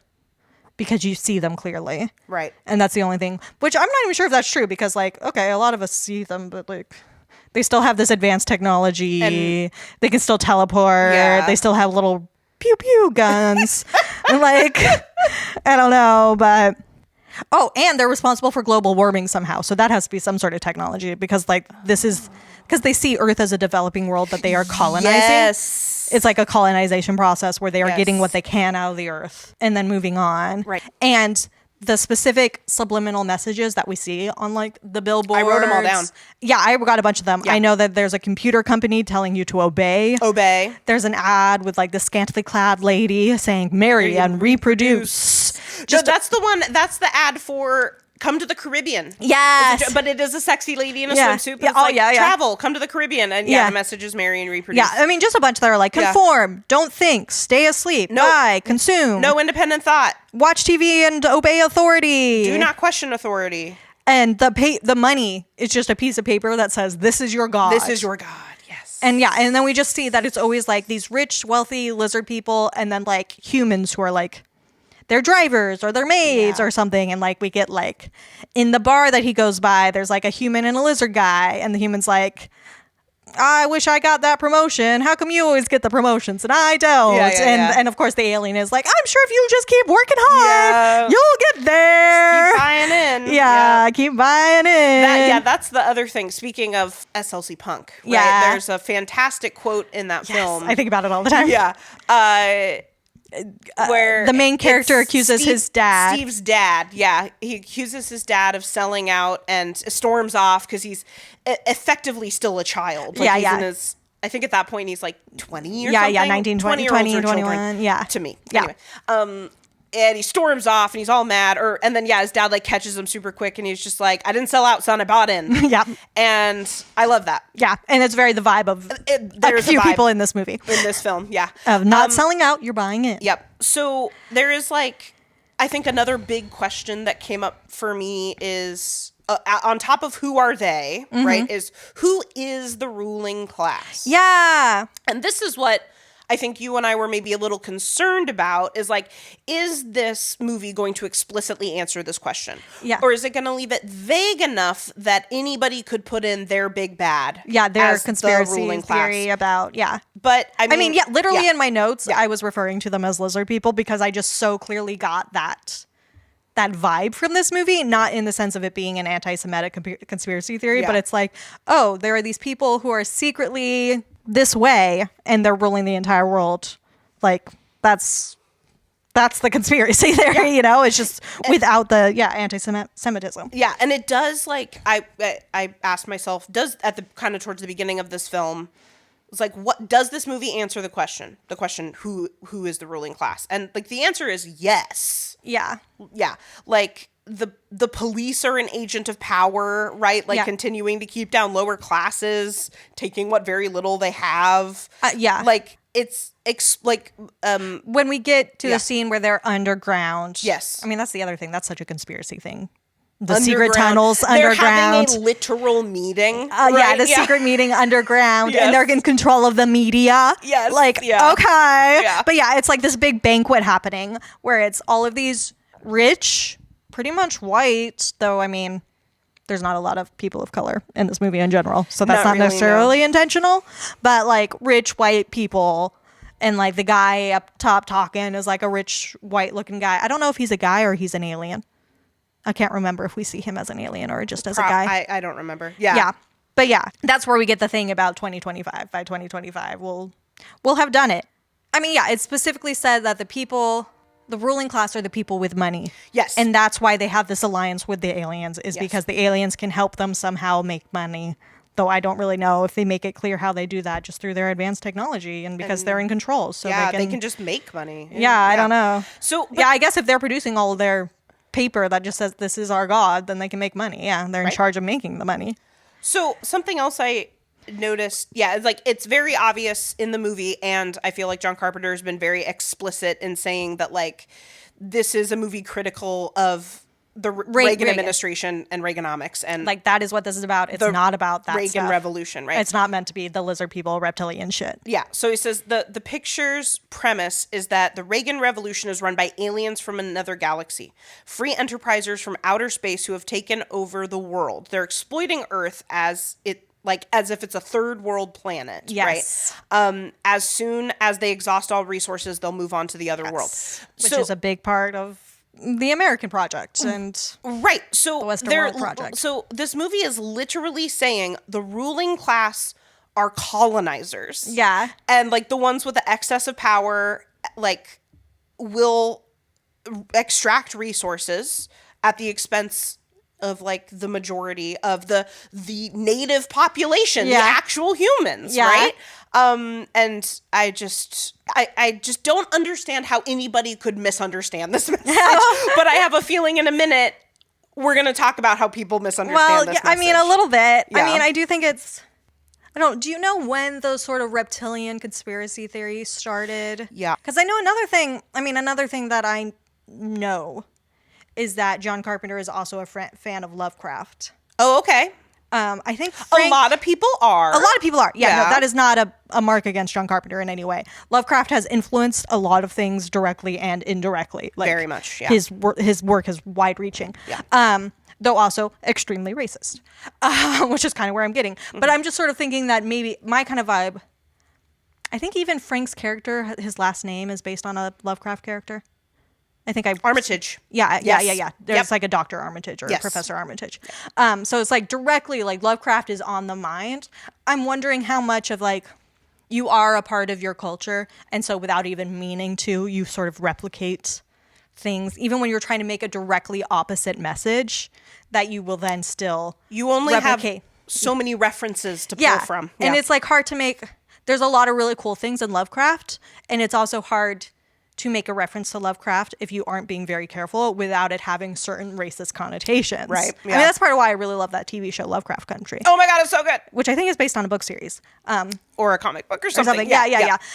Which I should look into. But anyway, because it's very intentional about like the racial elements of Lovecraft's work. So I'm just sort of wondering if like, either there is like some unintentional, like wasn't really thinking about the sort of racist and anti-Semitic stuff behind those conspiracy theories, and sort of they just get replicated without the thought because of the ignorance of the other people seeing it that way, or this movie sort of came earlier, but helped informed it without meaning to. So I got a little bit of info on that. Okay, You ready? yeah. I'm not really sure how the timeline works. Right. And there's so many anti-Semitic conspiracy theories. Yeah. But those go back to the fucking Middle Ages and earlier. Fucking Roman era. Like, so basically there really is actually kind of one dude for this idea of like specifically reptilian lizard people. Reptilians who are not aliens but multi-dimensional beings. Okay. For whatever that's worth to you. Yeah. Who are like kind of disguising themselves as humans and are acting like as the ruling class, the elite, the people in positions of power, right? And there's like one guy who popularized this idea? Yes, his name's David Icke. Okay. He's a pretty prolific conspiracy theorist. So David Icke has written over 20 books and has mostly been self-published, as you can imagine, since the mid-1990s. Okay, so later, but there is this specific text that David Icke and a lot of others have called on, which is a super interesting text. You've probably heard of it. It's called The Protocols of the Elders of Zion. Yes. So this is an interesting text because it basically doesn't have an author. It's kind of considered to be plagiarized from various European authors, even though I think it was originally published in Russian in 1903. Okay. And that is really like a really key part in popularizing this international Jewish conspiracy, that it is actually Jewish people who are running the world in positions of power, and sometimes not actually human, actually like aliens or something and like bestial. The tie between Jews and like money and like controlling the money. Yes, which actually does come from something that actually had to happen. Yeah, which was not their doing. It was the laws that like Christians could not do lending. Christians couldn't commit usury. Yeah, and so I also think that in so it was like jobs that they got pushed into. And like medieval Europe, Jews were only allowed to keep certain jobs. They were allowed to handle money. So it's like, we're basing a conspiracy theory on something that like other people forced them into. Yeah, right. Like, okay, y'all. Okay. So it's the connection of they live to the supporting of the Jewish supremacy conspiracy theory. It looks like that dates back to 2008. Okay. People making that when connection. People are like, when the reptilian theories are starting to get more popularized. Yes. So do you remember, I don't even know if it's still around, but it's like a social media platform, Stormfront or something. Yeah, right. I think it was like something popped up on Stormfront in 2008. I did not go to Stormfront. I'm referencing a Vulture article and a Gizmodo article right now. The Gizmodo article is called "John Carpenter is Fighting with Internet Nazis Over His Cult Classic They Live," published in January of 2017, so quite a few years ago. Yeah. And then this one, the Vulture article, also January 4th, 2017. So about the same stuff. The same thing. John Carpenter denies neo-Nazi reading of They Live as Jewish Supremacy Takedown by Karen Brill. So this is kind of old, right? But it kind of seems like this idea started in roughly 2008 after some social media stuff. Somebody, like, there were posts like this referring to They Live as, "This is by far the best pro-white movie ever." And then in parentheses it says, "Sucks to Suck, Song of the South." Wow. Imagine writing that. And also, like, I think Song of the South still holds it down for that particular accolade. But whatever. Yeah, how do they figure Frank in all of that? I don't know that he's they just do. a sidekick? Yeah, I don't know that they do. Or something? Yeah, so we kind of first start to get this connection to this movie on anti-Semitic conspiracy theories, but it looks like in 2008. So it comes later. And then kind of builds over the years. I think, of course, probably in 2008, people were smart enough to be like, pay these bitches no mind. Like, don't feed into, give them attention for this and feed into this. Conundrum or something. Yeah. It's an interesting problem to be in this position of wanting to talk about the actual ruling elite that like factually exists, like billionaires who actually exist and are actually in control of like a lot of the US government, you know, without invoking these conspiracy theories that you don't agree with. Like, I've thought about that before in my own writing. Yeah. Where I have storylines, where I've tried to play with storylines where I'm like, I really want to talk about our economic system. I want to talk about capitalism. Yeah. How do I do that without invoking these conspiracy theories? Or at least, I mean, I know I'm not invoking those conspiracy theories, but how do you do that without getting people to read, without leaving any room for people to read them as those conspiracy theories, because they're just so prevalent at this point. Like, people joke about lizard people. Yes. Like, all that the is, time. Yes. Whether or not you're in the conspiracy theory world, even a little bit. Yeah. It's like, this has become so widespread that like people know enough about it to joke about it. And some people know enough to joke about it without knowing enough to know about the anti-Semitic roots of it. Right. The context of what they're joking about. Yeah. Yeah. Because I hear kids make lizard people joke and I'm like, do you understand what you're actually joking about? Yeah. I don't think you do. Yeah. There's just like a couple other things, like I guess people in these Stormfront things posted about They Live, saying like, one of my faves, must see. The Jews really are the aliens controlling everything, right? Oh, yeah. When it's like, if we're looking for a modern allegory, it's like billionaires, it's like Donald Trump. It's not Jewish people. It's pretty clear. It's like, this movie is a very clear, as this Gizmodo article says, like a very clear send up to our complacency in a society built on like psychotically selfish consumption. Yeah. And and then do you have it? I have it also, but I feel like it would be good coming from you because you're the actor. Do you have the John Carpenter quote that he posted on January 3rd, 2017, unequivocally squashing? No, I don't. Here, I'm going to show it to you. Okay. Would you mind reading it for us? This is John Carpenter's response on I what did see was this Twitter one. at the time. Yes. About this sudden rise in neo-Nazi appreciation for They Live. And I'm noticing that his handle is @thehorrormaster. Ooh, okay. Okay, John Carpenter. Okay. He says, They Live is about yuppies and unrestrained capitalism. It has nothing to do with Jewish control of the world, which is slander and a lie. And this was back in, January 2017. That is what the word slander means. But thank you, John Carpenter. So there it is, folks. I think we can put all that to bed. Yeah. Don't give David Icke any more power than he already has. Yeah. He does not control the idea of... Yeah. Okay. So anyway, that is who they and the ruling class and who they are not. Yeah. I guess. And so I don't think this movie gives any consideration to Jewish people one way or the other. I don't think so. No. It's just not really part of it. Yeah. And then there was another one of the big questions that came up for me is like, who has power and how do you get it? Yeah, and also like, how do you maintain it? How do you I maintain guess was it? another thing. Yeah. I mean, because we see a lot of it. We see a lot of like we talked about with the foreman saying it's a union job when clearly he's using day laborers. Yeah. So it's like he's getting both the benefits of being able to be like, it's a union job, while also getting the benefits of like this under the table labor. Yeah. Like there's a lot of people doing like underhanded things in the name of greed and like the rebels and stuff that we see selling out so that they can get rich, even though it means fucking other people over. Yeah. But, and then that's also, I mean, is that not really where like Frank is coming from a little bit? Yeah. In a way, he's just like, I got to get mine and I can't be worried about anybody else. And I know no one else is going to be worried about me. I mean, he has less of a mindset of like purposely fucking other people over. Yeah. Like it doesn't seem like he wants to do that. Yeah. But if his like inaction, Yeah. if his inaction would fuck somebody over, I don't think he's worried about that. Yeah. He just won't do anything like he won't actively hurt other people. Yeah.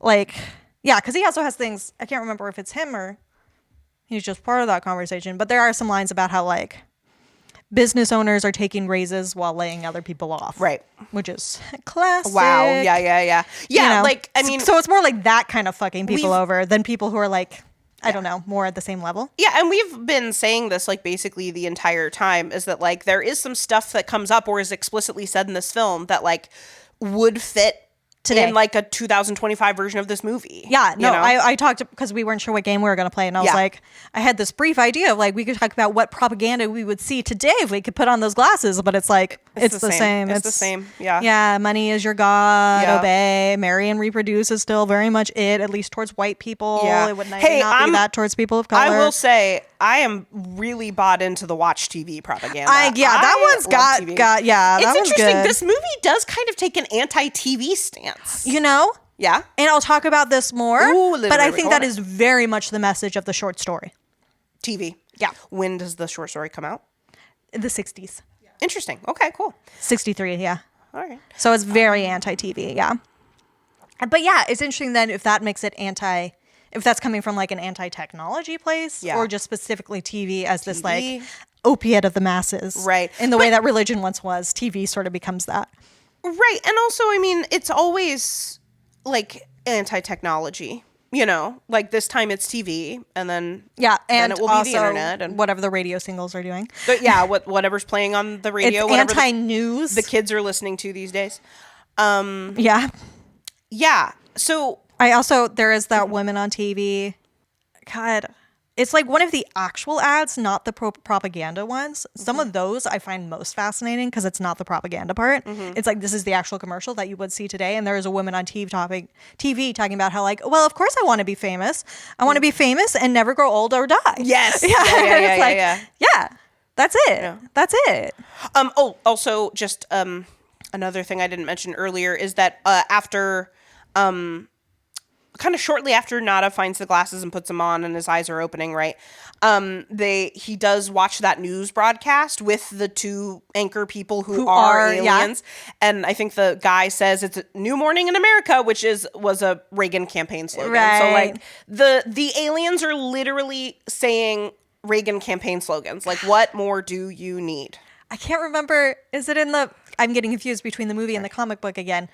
The first time he looks at the TV, either in the movie or in the comic book, and sees a newscaster or a politician or whatever as an alien, he says something like, well, that's not a surprise. Right. Is that in the comic book or in the movie?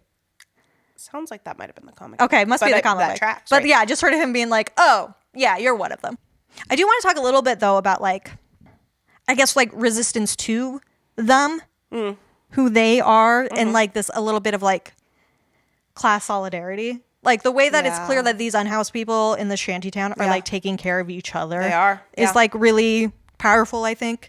And also the way that like I found it interesting that the preacher, when he finds Nada in the church and is like, oh God, there's somebody in our church where we're doing secret things, he specifically touches Nada's hands and like feels that he's like a working man, that he's like working class, and therefore he's like, okay, get out of here. Like you're clearly not against us. You're part of us. Yeah. So there's like this class solidarity that I found really interesting. Yeah, definitely class is like, I think the number one thing happening here. Yeah. Like, and power and authority, right? But like social class is a huge, And I find it interesting that like most of the like workers that we see are human.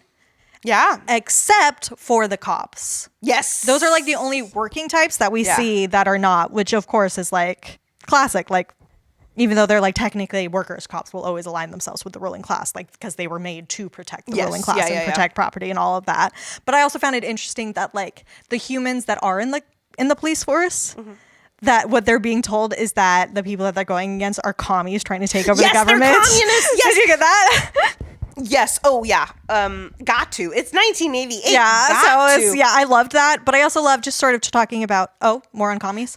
Not commies necessarily, but they do, they do refer to the humans that are fighting against them as terrorists. Yeah. I caught that one too. And I was like, oh boy. Okay. I see what you're trying to say. Yeah. I see what you're trying to say. And I do find the role of the cops really interesting in this, in like or like the most powerful part to me personally. But, I'm very anti-cop, so I guess that's my bias. Yeah. But like that we see them send in a fucking SWAT team. Yes. Like this huge SWAT team to take down like maybe like 10 revolutionaries in that first time at the church. Yeah. There's like how many revolutionaries are in that little church? Wait, the first time or when they not go later when they're in the take down the encampment? No, the church by the encampment. Okay, that first time. Not later when they go in and there's like a bunch of revolutionaries and they like take that one down. Like, okay, that makes more sense. That's like a whole bunch of them. But like that first time when it's just like, I don't know, we only see like 3 or 4 revolutionaries there, and they send in this whole fucking SWAT team and they take down the homeless encampment too, just like for good measure. Yeah. And like we see them, like, yes, we know that the preacher and the hacker guy are like anti-government, whatever. They're in the cops' minds, they're the bad guys. Yeah. But they're also two unarmed old guys who are surrounded by cops, and they're just getting bludgeoned by them. And it's just like... It was violent. It was very violent. Yeah, and it was just like such overkill. Like, you really think you need to do all of this? Yeah. For this? Yeah. And like, there's just all of these people who are not involved in this revolution. There are people who like... all those people who complain about the hacker who keeps taking over their TV because they're still asleep or whatever, like they're not a part of it. They just get their home torn apart and they like have no idea why it happened. They don't know it's for sinister reasons, but also like, I don't know. It just made me think of like today, how that still happens to homeless encampments all the time, where cops will just go in and take them down and give no reason. And then they're just like, there it is. You just lost all your shit for no reason. And I loved when the shot we get of them trying to like kind of clean up the camp afterwards, like in the next morning, and it's just like this desolation that's around them.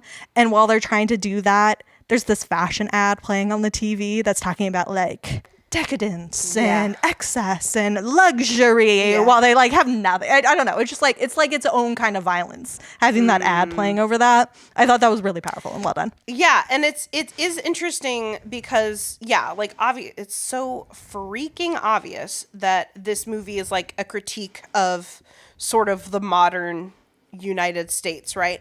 While really leaning very heavily on violence and especially gun violence. Yes. And it's just kind of an interesting, kind of seems like a little bit of a blind spot there, you know? Yeah. Or not, because then it's like, I don't know, because it takes me back to that dichotomy between Nada and Frank and like why their whole fight scene happens. And it's like, because sometimes violence is part of the revolution. Right. Like Nada does use his violence to save the day, and that can be true because like if the alternatives is Frank staying ignorant.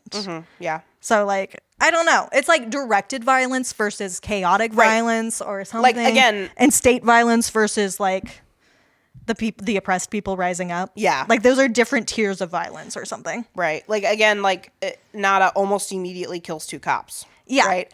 But also still won't kill humans. So there's like purpose in it. And then again, like that scene where he goes into the bank with the guns. Yeah. Right.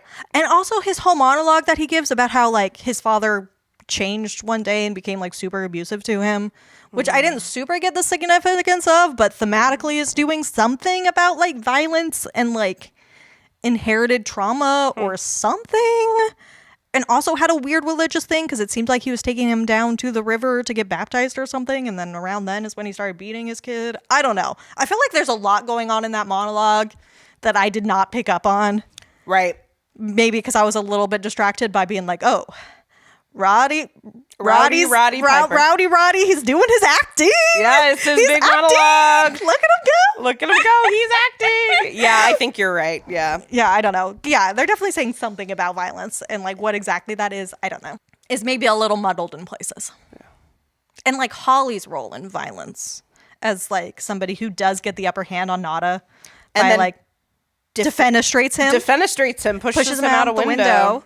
And like, which was honestly, so badass. I know. Honestly, everything Holly did, I was like, I can't even. I'm not mad. Right no, I can't like, even mad. the way that in the position that she was in, like, oh my god, how girl. cool she plays it the entire time, and how her acknowledgement of his power and potential for violence somehow gives her the upper hand in that situation. Of that line I was talking about, where she's like, "You have two guns. You're in control." She can't force him, but she can't outsmart him. In this interesting way. And the way she like gets the one up on him and like crashes the bottle against his head and pushes him out the window, like that was pretty good. Yeah. And then when they see each other again, she's like, I thought you were dead. You know? But so like, but then she's the one who like kills Frank and like, almost kills Nada. At that point, when she defenestrates him, pushes him out that window, is she, do you think, or do we know, is she working for they? That was kind of my question. When does she turn? Because we know Nada leaves the glasses behind in her house. So it is possible that she picks up the glasses at that point and finds out the truth, but immediately is like, or maybe when she goes back to work and sees that her work is run by these people. Yeah. At that point, maybe is like, okay, well then. I should buy in. Yeah, I should buy in. Or she already knows because she works for that. Right. She seems kind of high up in the... Seems I like don't know. it, yeah. I mean, honestly, Nada. She's pretty, I guess, but like, dude, you're going to trust somebody who works for this radio station? Exactly, yeah. And his immediate, when he finds that out, he's like, oh, good, you can help me. And I'm like, she works there, dude. Like, yeah, I mean, just because she showed up at this, like, this little meeting of rebels. I don't know, dude. You have a perfectly fine man right beside you. You and Frank take this to the end. Yeah. We would not have had these issues. Yeah. Though also actually probably that copter would have showed up and like shot at him anyway, and he would have had to die anyway. But still. Yeah. Maybe Frank could have made it out. So we really saved this literary corner for last. As we've mentioned, this story is originally a short story from 1963. It's called 8 o'clock in the Morning, and it's by Ray Nelson. Right, and then in 1986, a comic magazine called Alien Encounters, in their 6th issue, they have a comic, a few-page comic called Nada by Ray Nelson and drawn by Bill Ray. Oh, okay.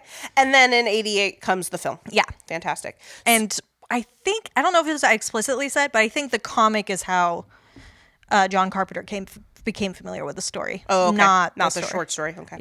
Yeah. So it already sounds like you're having a hard time telling what happens in the movie versus the comic book versus the short story. So without further ado, literary corner. Yeah.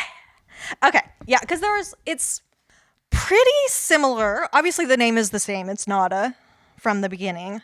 The most, I want to say, significant difference in sort of a general way is that George Nada, I think he might even have a different first name in the movie, or like he just doesn't have a first name. But in the short story and in the comic book, his name is George Nada, and he, quote unquote, wakes up to what's going on around him because he just randomly is at a hypnotism show and gets hypnotized. And when the hypnotist is like, snap, everybody wake up, he's like, oh, I'm awake. Awake. It doesn't happen to the other people there, or at least we don't know if it does. And I did kind of wonder if the black and white element of like the waking up would be present in the comic book, or if that was an invention of the movie, since both are visual mediums, Right. But no, that's definitely just in the movie, because also the sunglasses are only in the movie. Right. Like there's no way for him to become unawake, I guess you could say. To fall back asleep. Yeah. Because like in the movie, you can take off the sunglasses and not see these things. That's true, anymore. and everything goes back to normal. Like you still know, but yeah. But it's not the same thing. Also, somehow this version of Nada from the comic book and the story, and I'm going to go back and forth between them pretty liberally because they're so similar. Like the biggest differences are in like choices in like the art, because Nada was quote unquote written by Ray Nelson. The comic book and the short story were written by the same person. Like the biggest changes, like it takes direct lines from the story. For the comic book, the biggest difference is that it really changes it from like third person to first person. Oh, okay. But like otherwise it's a lot of the same lines. Yeah. Except for a little bit in the actual drawings. It's mostly what's different. So they're kind of the same. And in both of them, Nada somehow immediately knows, like he wakes up to the point of knowing exactly everything that's been going on. Like there's no confusion like in the movie where he's like, what are these things? What's going on? Yeah. Like Nada knows right away, and like also knows that he needs to play it cool. He doesn't like go start killing cops or robbing banks. He's just like, I got to play it cool. Otherwise they'll know I'm awake. And the aliens are called fascinators. They have a name. They're not just they're fascinators. Fascinators. Yeah. Okay. And so like the main plot difference, other than how he wakes up, is the reason for it being called 8 o'clock in the morning, is that they maybe do realize that Nada is awake, and he gets a phone call from his quote unquote controller who tells him like, hey, you're an old guy. Your heart's going to stop tomorrow at 8 in the morning. And Nada like has to obey that command, like bodily. So he's like, okay, shit, I only have until 8 o'clock in the morning. Time to go on my killing spree. And that's like really why the action starts. Like that's why it starts. I do also find it interesting. There's like differences in like in the short story. There are like quote unquote several people that Nada has to sort of shoot his way through to get to the TV station, because that's still where he's going, is to like the TV studio, and it doesn't specify if they're humans or if they're aliens. He does at one point shoot a guard, and he's like, and it's like George didn't like to shoot him with the poison dart gun, but he had to. Yeah, so he didn't wanna, but he had to. The comic makes it visually clear that he's only killing aliens, though. Okay. So it's like it's unclear in the short story. It's clear in the comic book, and in the movie, he only kills Holly. Otherwise, it's all aliens. Yeah. So I do find that kind of an interesting difference. And it ends with Nada killing the alien newscaster, and then leaving his dead head there on the news counter or whatever, the desk, and pretending to speak for him and telling everybody to wake up using his fake imitation of an alien voice. And it's just like, wake up, everybody. And like, is that your alien yeah. voice? It's a little Mickey Mouse, yeah, but whatever. Right. Yeah. And somehow that makes Mickey Mouse would probably want us to stay asleep. Yeah, yeah. I think he's part of the ruling power. Let's get real. Actually, and just, you know, to be honest, I cannot wait to go back to Disneyland. Yeah. But Mickey Mouse is definitely wanting us to stay asleep. Anyway, yeah. And like, it still ends in the same way of like, that starts the war or whatever against the aliens. The people wake up. Yes. But Nada doesn't get to be a part of that because his heart does stop. He just has a heart attack right after he does this. So he doesn't like go down in a blaze of glory, but he does die at the end. So we don't really know what happens next. But there are like 3 themes that I kind of want to pull out, or 3 points of difference that I kind of want to pull out as like interesting to me. And the first one is just sort of like how the aliens are represented. I want to show you an image of what the aliens look like in the comic books. Oh, please. And so you can describe what you see and brace yourself for this. Okay. Oh, wow. Okay. It's a lot. There's a lot happening. Okay. This is the first alien that he sees in the comic book. Okay. I am seeing, oh gosh. 1, 2, 3. I'm seeing at a minimum of 6 what I believe to be eyes. Yes. There is, and see what I was saying about them being kind of yellow. A little yellow, yeah. The teeth are yellow, which they're not teeth. There are teeth, but they're like pointy fangs. Fangs, yeah. All of them very pointy teeth. Yeah. And a green tongue. And then there also just seems to be kind of stuff. Hey, I see something that resembles an ear. Yeah. And but like in odd places, like appendages on the face that are like bulbous spots. Yeah, and I'm gonna be honest, some of these appendages look like penises. Yes, I kind of thought so too. That's a penis for sure. Yeah. Well, and we'll post this on the Instagram. Yeah. I see a minimum of 2 penises, maybe 3. I don't know if they were intentional. Definitely the idea of them being like, yeah. When I saw this and I was thinking of that John Carpenter quote about them being quote unquote corruptions of human beings, like this looks like a corruption of a human being. This looks like some sort of weird too mutation. Many eyes. Yeah, in definitely the too wrong many place. eyes, the big teeth, and the gooey green mucus-y stuff stripping out of his mouth, which is also what the color of their blood is. It's like this gooey green stuff. Ooh. But what I find really interesting is that is not what they look like in the short story. Okay. In the short story, they are described as the green reptilian flesh and multiple yellow eyes of the rulers of the earth. Is like how they're first described. So like green reptilian flesh. Yeah. And then, multiple yellow eyes, which does come into play in the comic book, but differently, right? There's lots of eyes for sure. And that comes up. They're also called many-eyed snake things. Okay. And the other... Are they reptilian in that way? Like snake-like rather than... Maybe. Yeah, I think so. Because when I think of quote-unquote reptilian, I'm thinking like a lizard. Right, which are reptiles, but yeah, and so maybe more serpentine. Yeah, which is interesting. And then also at one point in both of the stories, Nada finds quote-unquote huge flat slugs in a fish tank where one of the aliens lives and like assumes that they are juvenile versions of these fascinator aliens, and so he just kills them all too. Oh, just because you gotta.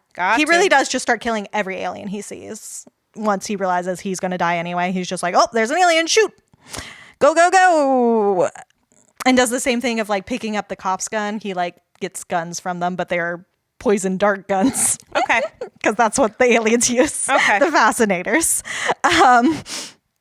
And like a big difference, I think, between the fascinators and the aliens of the movie is that they are implied to eat humans. Not just implied, like they eat humans. They eat humans. That's what they feed off of. He finds human bones and skulls and a half-eaten hand. Wasn't that good? I don't know. Yeah, and in the short story, the only things he finds on him is like, when he kills an alien, what he finds on them always is like a communicator and a knife and fork.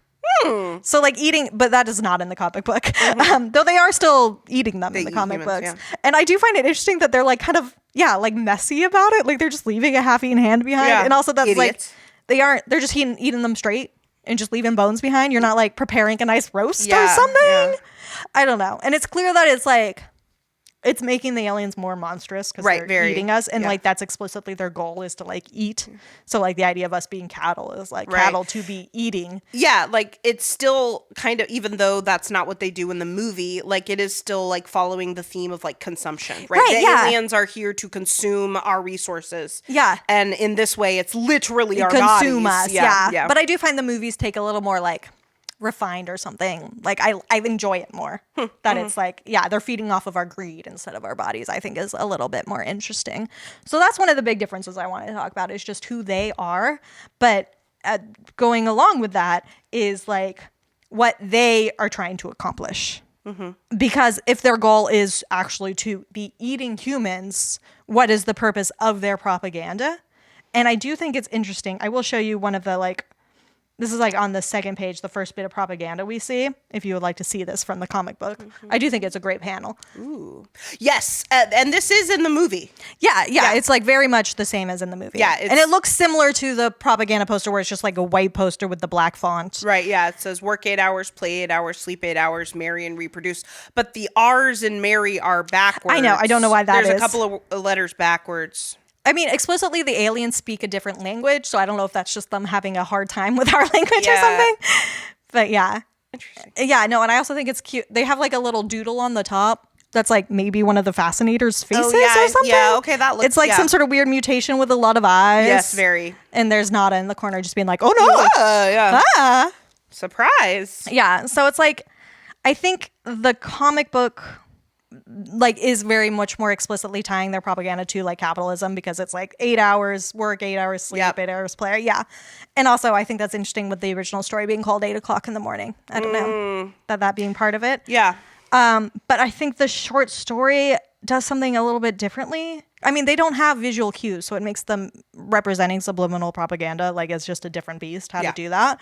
But the first really propaganda that we see is this quote, if I may. George lived alone in a little sleeping room, and as soon as he got home, the first thing he did was to disconnect the TV set. In other rooms, he could hear the TV sets of his neighbors, though. Most of the time, the voices were human, but now and then he heard the arrogant, strangely bird-like croaks of the aliens. Bird-like. That's an interesting way to describe it. Obey the government, said one croak. We are the government, said another. We are your friends. You'd do anything for a friend, wouldn't you? So I just find it really interesting. The propaganda seems to be more TV based, or like the story seems to be more anti-TV. The TV is a big deal. The TV is very much a focus of it. And like, and that's kind of why it ends up at the TV station. Yeah. And it would be so easy for those messages to also be coming through on a radio. Yeah, but it's like explicitly always the TV, and like radio signals don't come into it. Which is interesting. I mean, I guess I could have spent some time looking into the history of 1963, but that it would be, early television stuff. Yeah. Where people are starting to have TVs in their homes. More and more people. Yeah. Yeah. So, I mean, that's interesting. But I also think it's interesting that they don't have as much, like, we don't get the messages about money. It's not about consumption. It's just about obeying us and staying asleep. It's about control. And, like, I don't know. Yeah, like the only place I kind of saw a little bit of a class dynamic is that he goes to the subway, like the underground subway, and he notices that there aren't any aliens. Yeah. Though eventually one gets on. Yeah, but that's like, so it's like, is that intentional or not? Yeah. Is the writer trying to say something about the lack of aliens on the subway or not? Is that a class thing or not? And then also the first fascinator, the one I showed you the picture of, the first one he interacts with is masquerading as like a homeless man. He's called like a friendly drunk. He's just masquerading as a friendly drunk homeless guy. Okay. So I'm like, so maybe they aren't doing the class divides in the same way. Yeah. Like it's definitely not like the main focus. It's just about obedience and control. Yeah.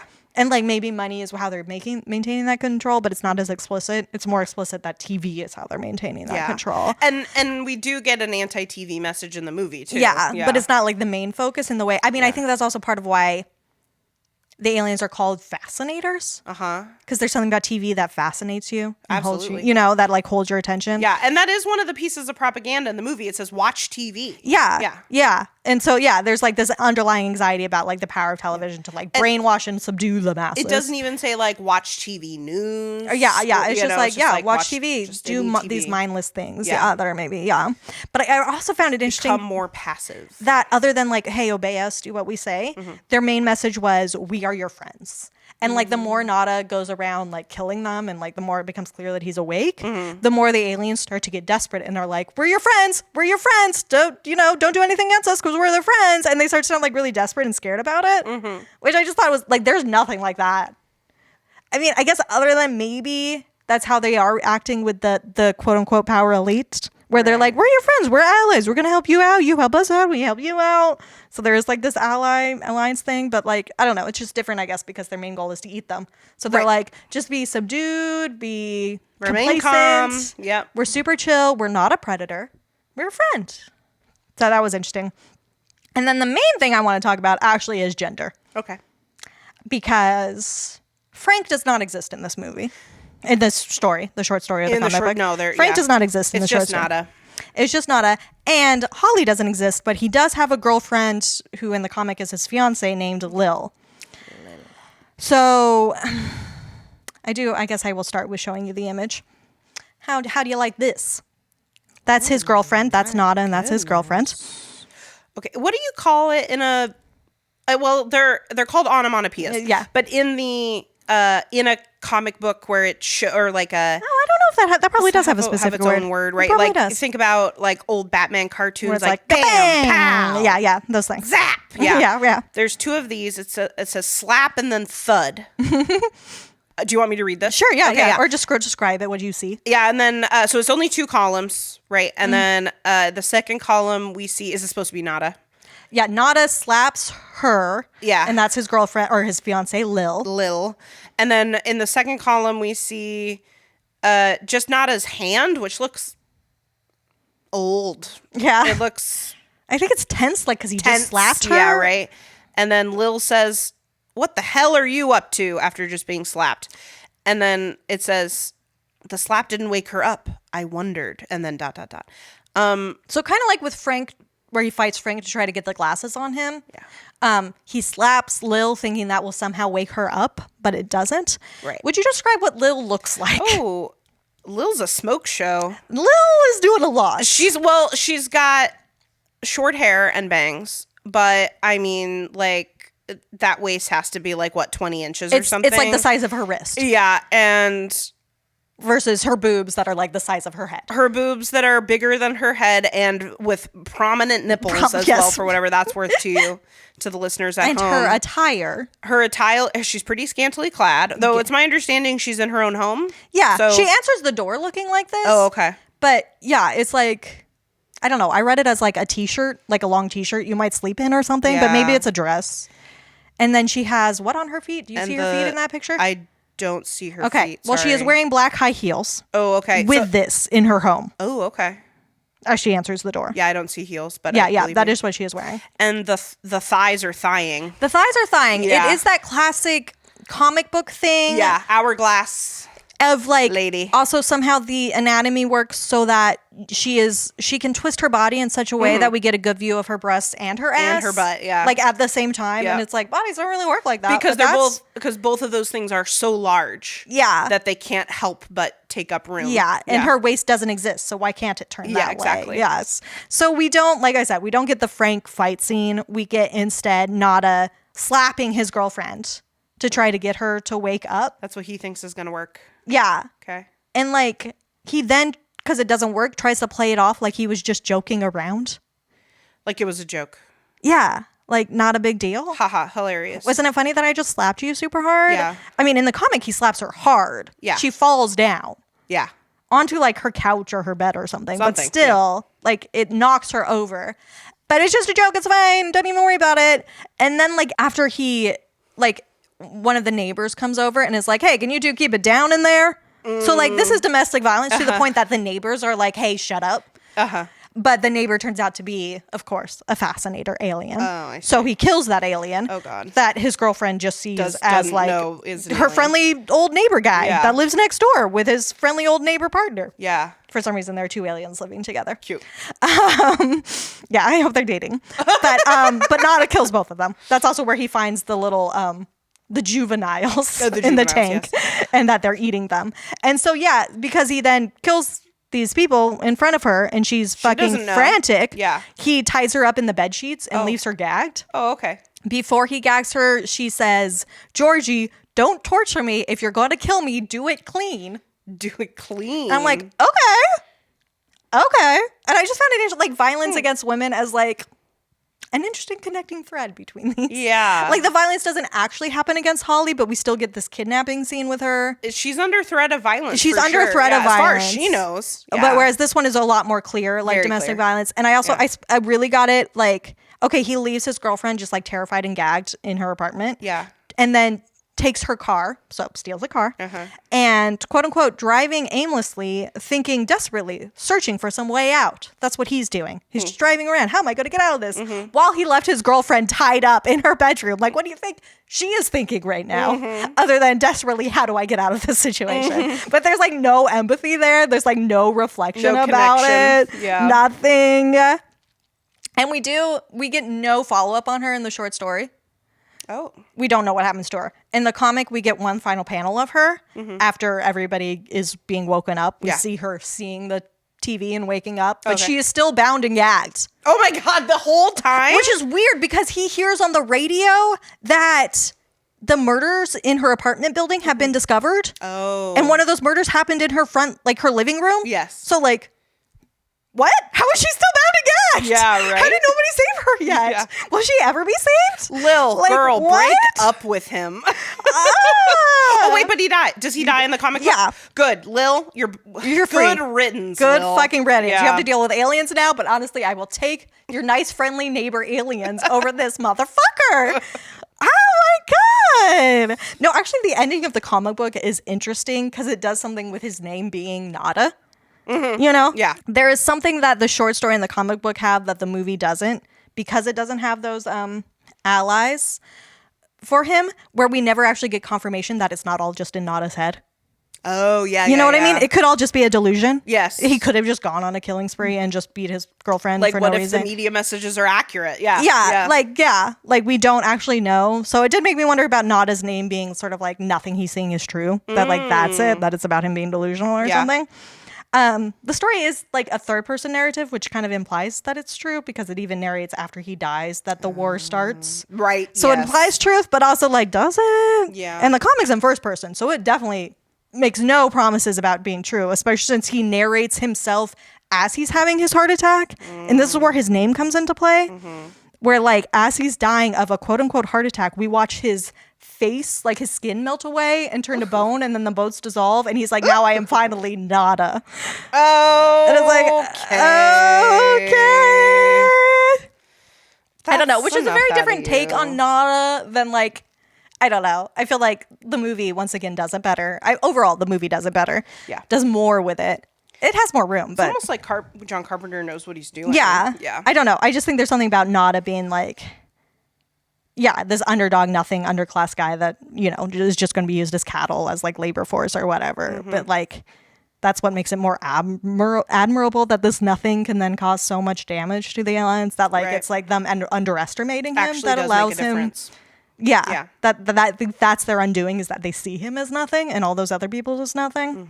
And I just think, I think that's a better message. So it was definitely an interesting read.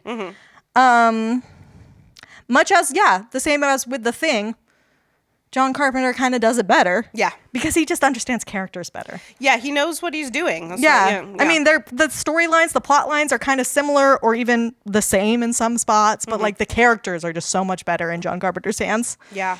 That was my main overarching thought. Heck, one more Carpenter movie and we can make him a paper doll. So this has been Deep Thoughts, Shallow Plots. Join us next month. Very special month. Our 2-year anniversary. Yep. Marks 2 years of us doing this podcast. So we figured it would be appropriate for us to cover a sequel. Yeah, we haven't done it yet. Have yet to do that. And so for March, we're going to do Scream 2. I'm excited. Yeah, me too. It's going to be fun. So many, friends of the pod are going to come back. It's going to be so great. Thank you, as always, to Sound Guy Matt. Be sure to follow us on Instagram at Deep Thought Shallow Plots, all one word. We will be putting the comic book images up on our Instagram for reference. And you know what? Yeah, sure. We'll put up the maps of the Electoral College. All in one post. I was going to say in the same post. Out of context. And let's make sure we include all the hashtags relevant to both of those things on one post. Yes. I can't wait to keep an eye out for that. How that turns out. Well, thanks as always, and until next time, white lines in the middle of the road. That's the worst place to drive.